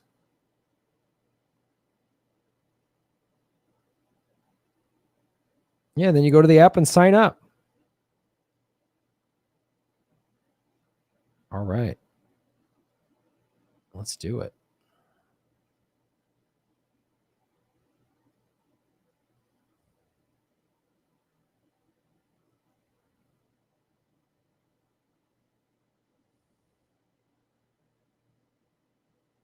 Let's do it.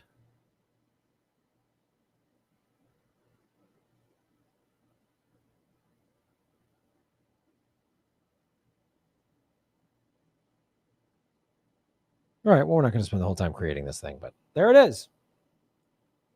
Start earning Bitcoin in minutes. Load your card. So that's how you do. You put money on the card. So it's like all right, I'm going to do this. I'm going to buy groceries and earn Bitcoin. Pay anywhere Visa is accepted, in person or online without the card or checkout. Earn up to a full Bitcoin on every purchase and watch as your Bitcoin reward balance grows. Ooh, there's the plans again. So that means if you were like needed to make big purchases, you could just, I love it. I love it. I love it. Well, that's really cool. Another way, let's look at the premium one again. 100% cash. Well, so you pay $150 a year if you want to spend the money, you get 100% cash back. Okay.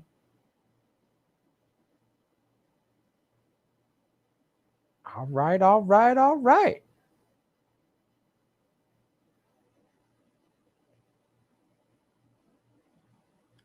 We're stopping the share. 100% cash back.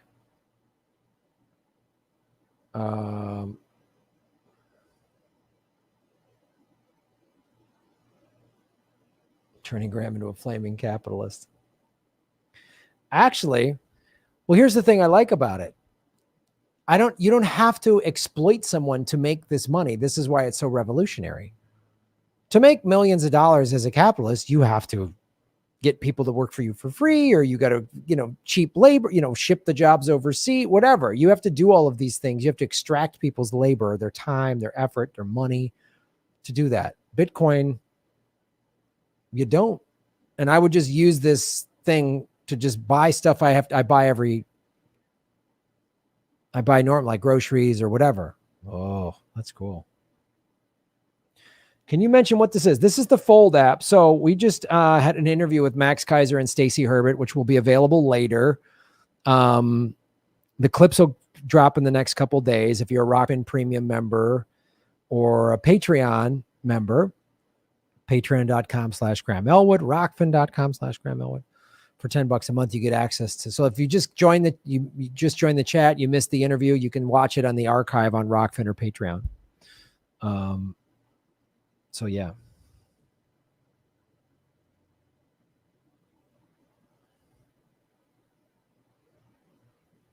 I want kale coins. They're powered by surf and blenders. The anti-granny petrol coins. Yes, they are. Yes, they are.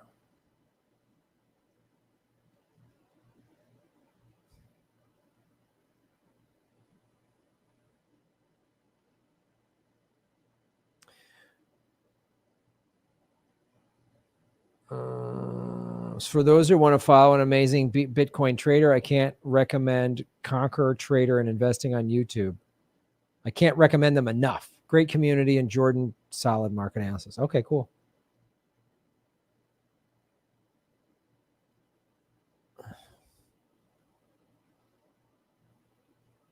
Bitcoin moving up, media talking about the Graham effect. I have so much influence over the markets.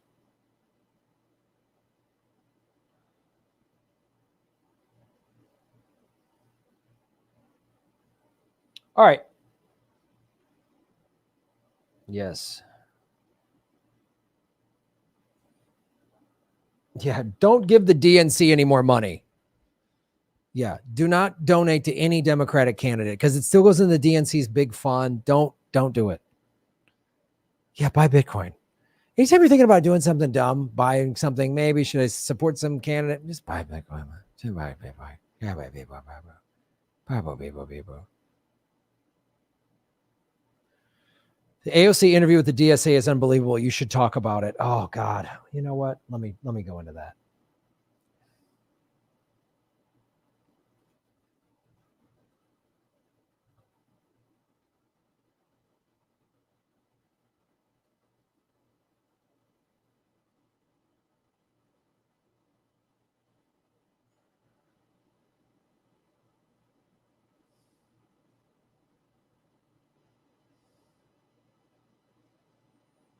Let me go into this real quick.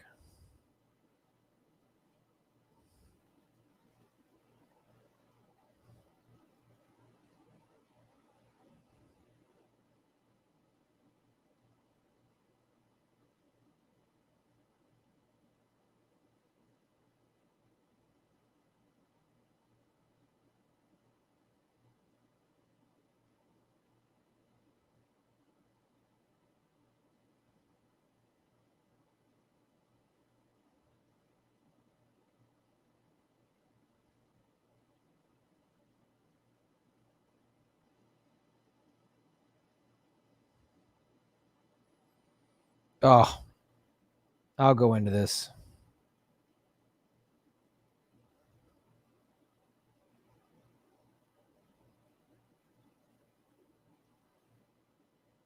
Ugh. That's going to take me some time to go through this article that she said. Yeah, I don't want. I will. I'll be on Monday night.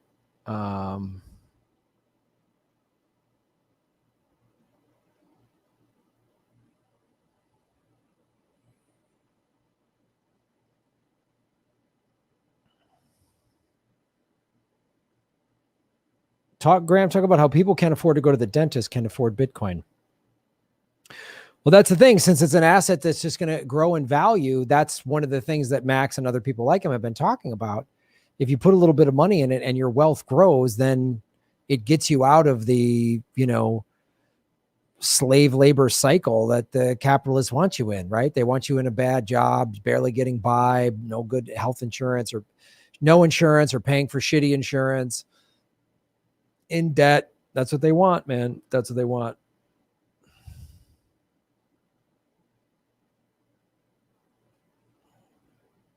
Yeah, I read I'm looking at the article right now from World Socialist website with AOC. It's unreal what she says in there.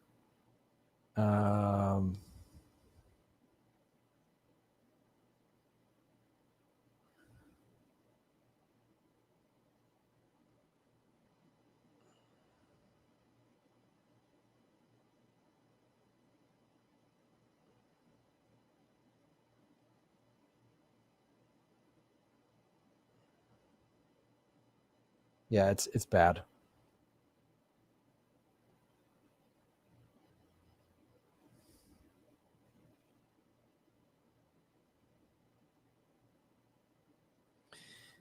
Yeah, she's a waste of time at this point. I really don't have any faith. You can't reform. I mean, I keep saying this. It's a broken record. You can't reform the Democratic Party from within.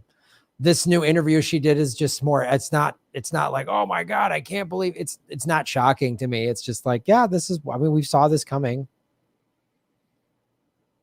Now she's taken she used to say I'm a socialist and now she's not. It's just, whatever. One of the things I got into Bitcoin for was to be able to afford dental work. Yeah, it's a great point. This is the single greatest opportunity. Max said it. Other people have said it. I've said it. It is the single greatest opportunity for regular people to amass wealth without winning the lottery or inventing something, just invest it and it turns into big wealth. It's so.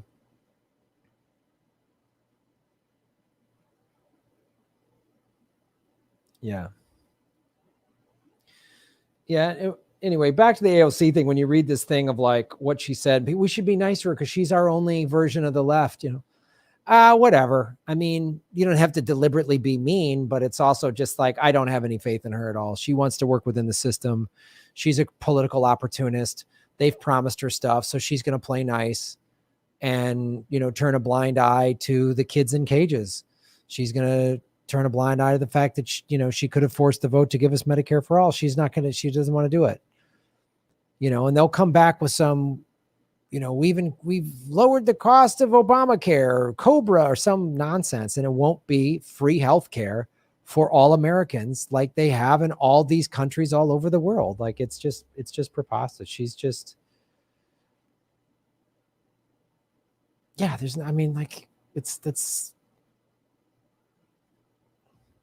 a political opportunist. She's a politician.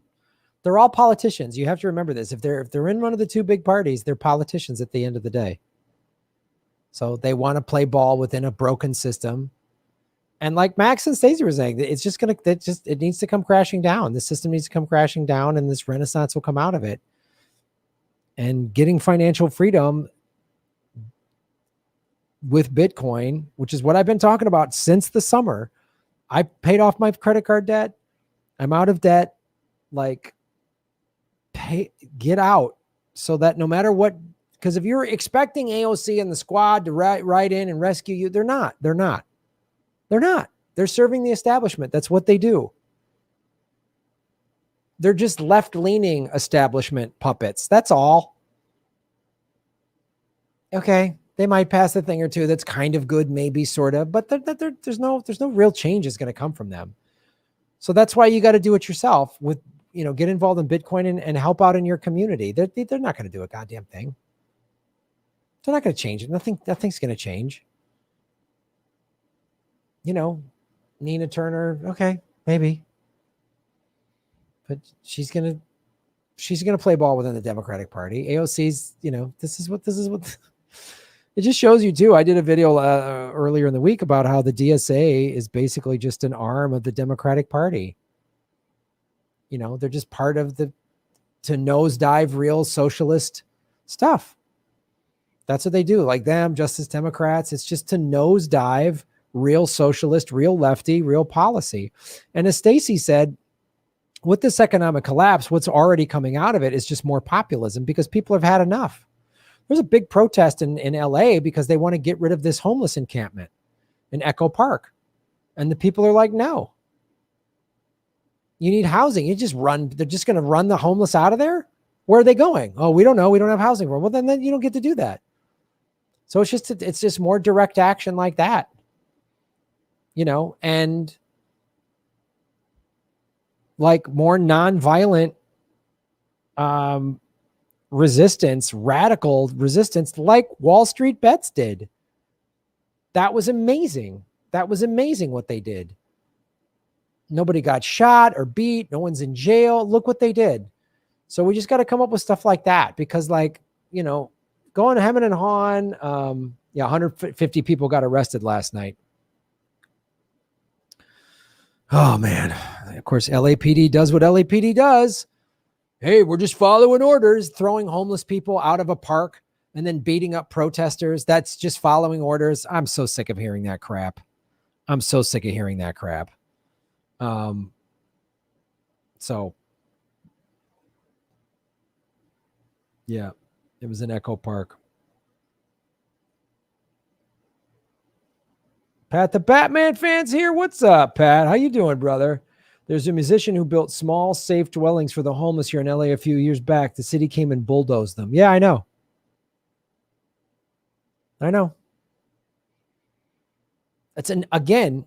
It's what's Max just reinforced and gave even more knowledge to the thing that like I've been trying to get across as I woke up to it when Rosie Tran came on the show last summer.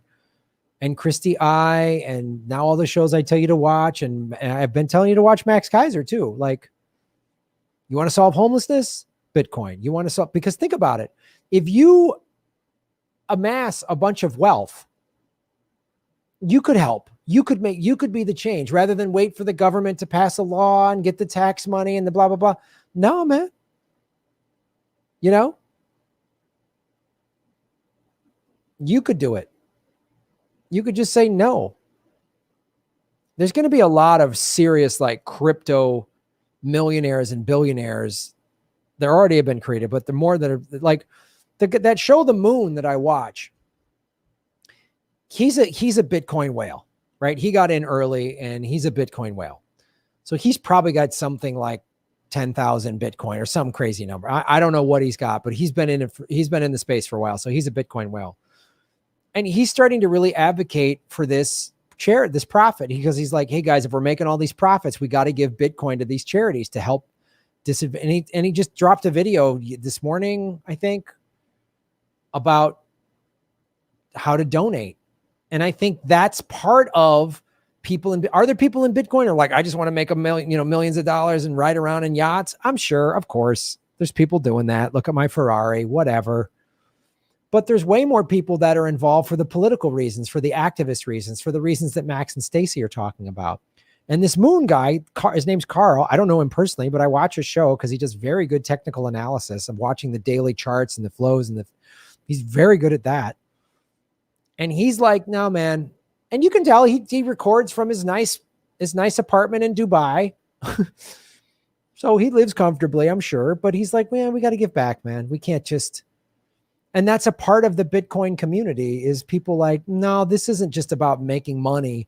This is about bringing down all of these institutions that have been crushing the world for greed and war. Like Max said, you want to end war? Bitcoin. You want to end racism? Bitcoin. You want like that. And I've been trying to get him on the show. He was going to come on, and then he had a family thing way back in the fall.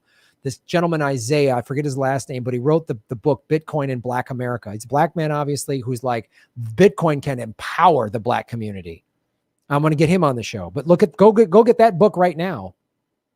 So there's way more people in the Bitcoin space that are activists, that aren't just like investors looking for the new thing to make big money on. And because because blockchain is open and transparent, everybody's open and transparent. So if you're some Bitcoin whale spending a bunch of money like a dick and not helping people and acting just like a typical capitalist fuck, the Bitcoin community is going to go, wait a minute. And so way more of the people that are involved in the space that are activists are like, I'm doing this. I talked to my friend Eric, the cop I had on the show, talked about, he was a child crimes investigator, and he's going to come on the show because he got into it early and everyone told it was crazy, and he paid off his house. He paid off his house and his car. So he's like, I'm getting out, and so there's more of that coming. So Bitcoin is peaceful demonstrating. Yeah. Freedom from banking. Finally. Yeah. Another worldview is possible. So move out of America to another country where you can convert your Bitcoin earnings into currency that goes further and live comfortably there. Be strategic. Yeah, that's one solution. Yeah. Bitcoin is me protesting the petrodollar. See? Buying Bitcoin is the best form of protest. You're all putting great messages in the chat. Bitcoin's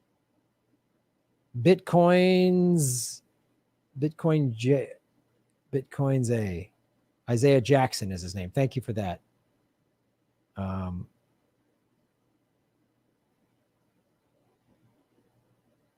Yeah.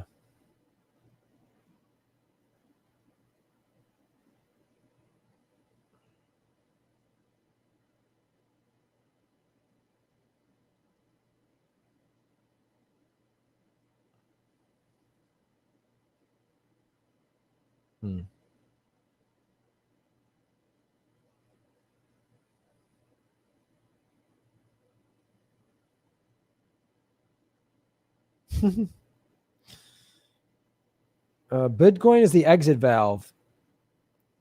Christine Lagarde said it herself. Yeah.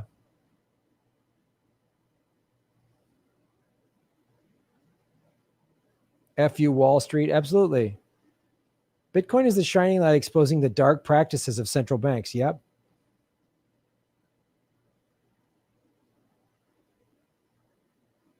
Bitcoin will be like money all over again. Mad white people got it. Mad POC don't. No, that's not true.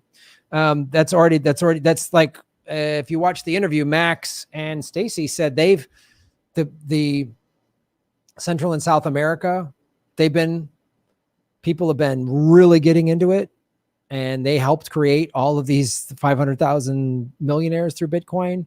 Africa has done it. It is really empowering people in the third world, because a lot of people there's roughly 2.5 billion people that are unbanked. They don't have access to banking, but they have a smartphone. Smartphones are everywhere. And so they're using Bitcoin and profiting from it and making money, and it's changing lives.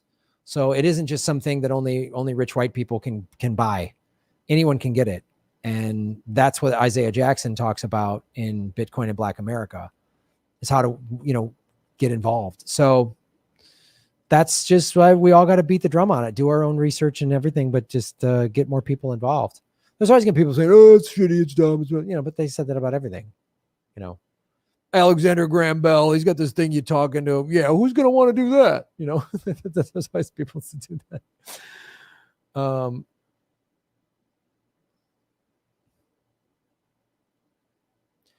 Saitochi Center in Botswana is a great organization to donate to. Thank you. When Bitcoin hits 100,000, the lowest unit, 1 Saitochi, will be worth 1 cent. Smallest amount that actually has value. Its divisibility is a major positive feature. Yeah. Graham, you should get Professor Wolf on the show. Ask him about Bitcoin. You got that, Pat. Great. Yeah.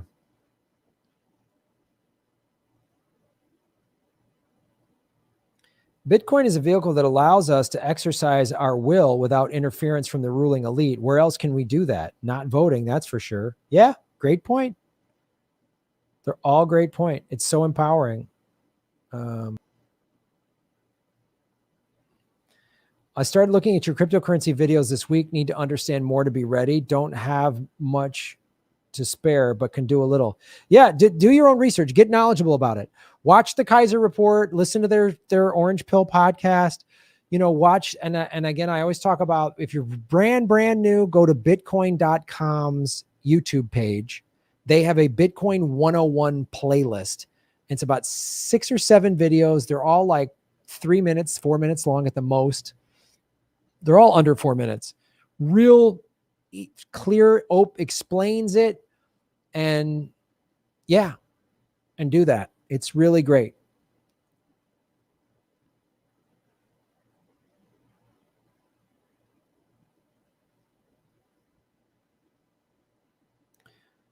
So how do we go about getting Bitcoins? Well, again, I would watch that tutorial, but there's a lot of different exchanges that you can link to your bank account. And God, I was just at a Safeway, and they had a turn your money into Bitcoin machine, like crazy. So so go to that, get that Bitcoin, watch that Bitcoin tutorial. But there's a lot of exchanges out there where you can just put US dollars or fiat currency, whatever country you live in, and then you buy Bitcoin. That's how.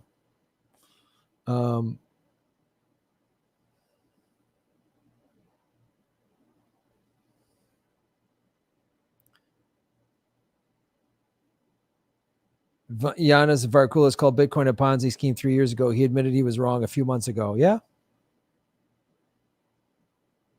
You hold Bitcoin. No need to understand what to buy with it. Hold it for 5 years, then see what you can buy. You can buy a Tesla with it now if you want. Not advisable. Yeah.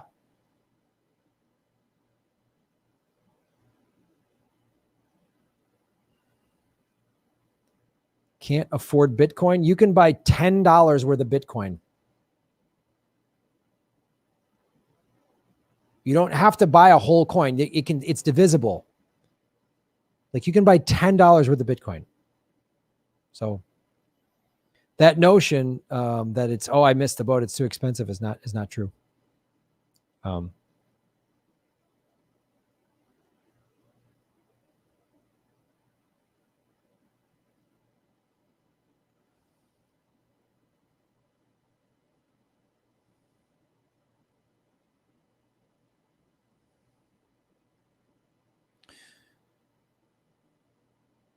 where do you keep the Bitcoin? You can keep the Bitcoin on the exchange or what's called a cold wallet. So, and there's good tutorials about cold wallets. Crypto Casey has some good tutorials on cold wallets. They're like a thumb drive where you store it on there. If you want to hold it for the long term, that's what I would do. Because if you keep it on an exchange, they technically could seize it, like a bank. A bank could just say, oh, you can't get access to your money. So that's why I don't advise keeping money on an exchange for very long. If you're going to do day trading or whatever, that's fine. But yeah, you can get a cold wallet.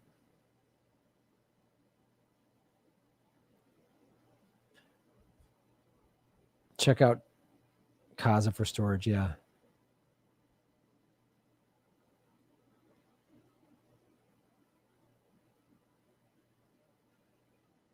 Yeah. The key is your password.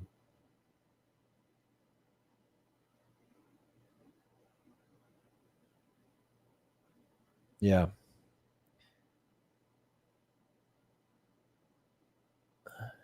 I think I can take $100 from my paycheck to buy Bitcoin from now on. It's a smart play. Just buy it and hold it. The thumb drive is just the lock that you put your key in. The key is your password. Yes. Yeah, you can't call yourself anti-war and be for this current petrodollar system. I know a petrodollar is awful.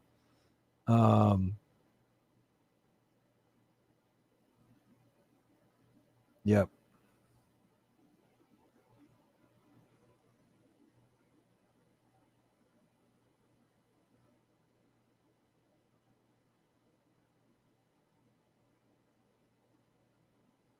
Yeah.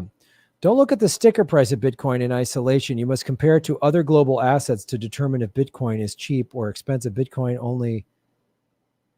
Yeah. Well, there's only $1 trillion in it. Yeah, that's correct.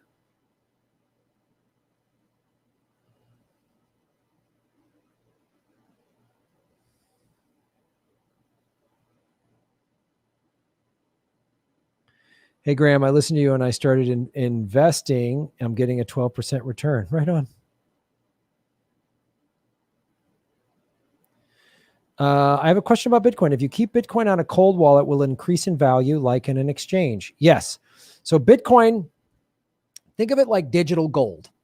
So when you buy a piece of, let's say you buy a physical gold coin, whether you keep that gold coin in your pocket, under your mattress, in a safety deposit box, it's the same price. The value of gold is what it is. So if you buy Bitcoin, whether you keep it on an exchange or a cold wallet, the daily price of Bitcoin is what its value is, right? So let's check right now. So currently Bitcoin is trading at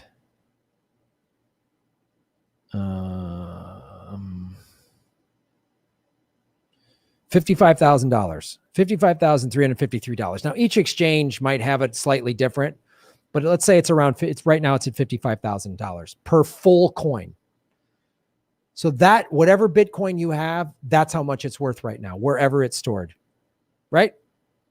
Just like any asset, like a stock, wherever you keep your stock held, whatever the price is, that's what it is. Does that make sense? Great questions. It'll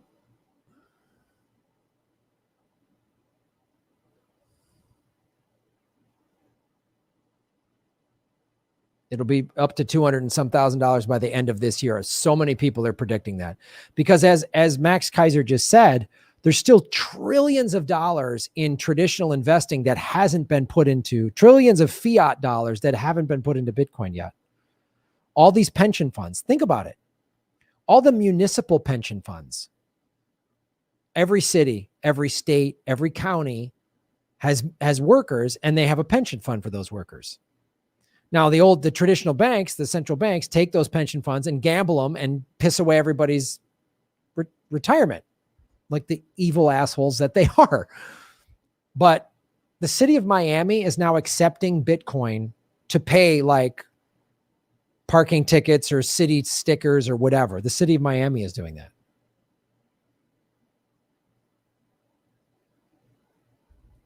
Yeah. Yeah, watch Michael Saylor videos. He's pretty smart. ARK Investment, which is a big investment company, said they and many other companies are putting 10% of their assets in Bitcoin. Yeah, it's happening literally like every week. Another massive company is putting 5 to 10% of its assets into Bitcoin. So these companies that have like $1 billion portfolio, like 5% of $1 billion portfolio is $50 million. So when a company buys $50 million of Bitcoin, the price goes up because it's finite. It's like gold. There's only so much of it, and they will never make more of it. That's the key to remember.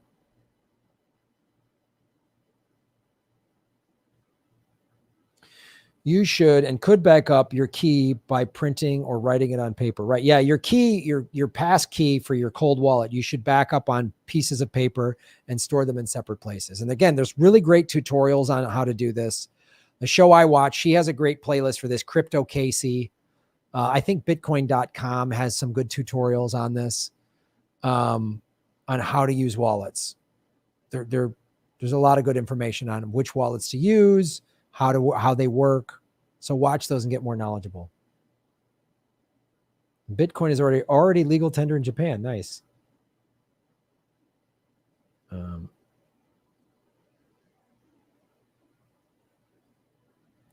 Make sure you laminate the paper to help preserve it. That's a good call.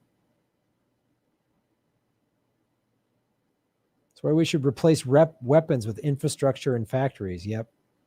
Long live Kalecoin. Yes, baby. Kalecoin for life.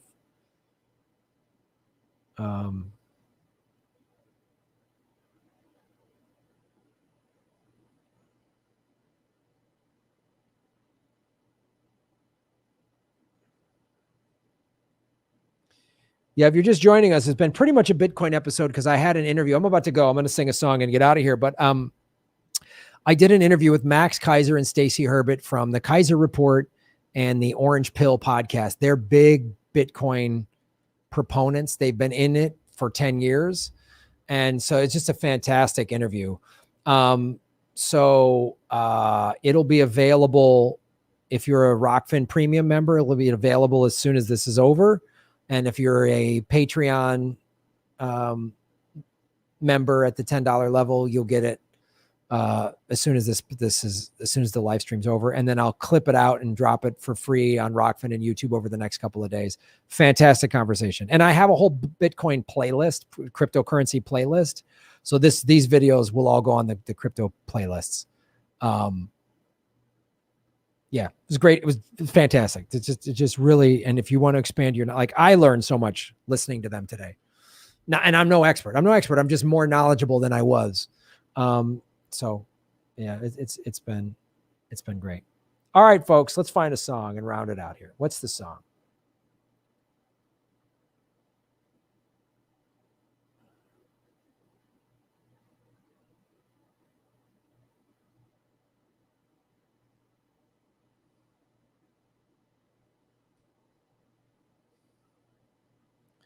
Money for Nothing. Yeah, you got it. I'll sing that. Here.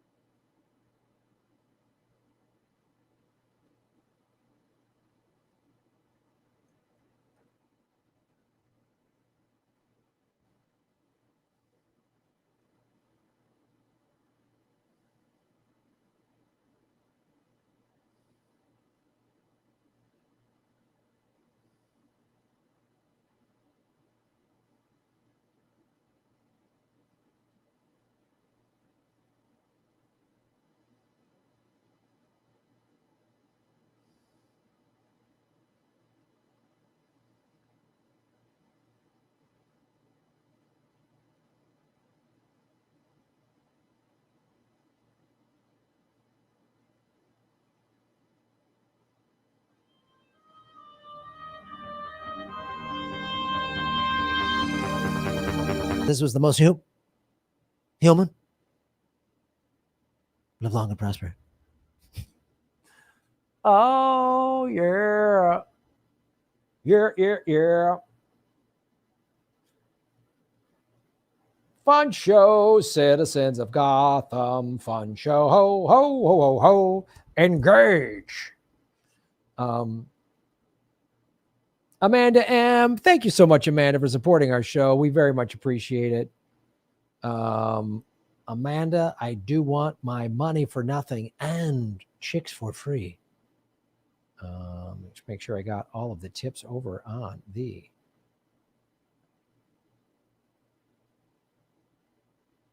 cool. Thanks, everybody. Great way to support the show. Sign up for rockfin.com, patreon.com. You get all this great bonus content. It's fantastic. And of course, I've got merch available at the grahamelwood.com. The PV merch is available.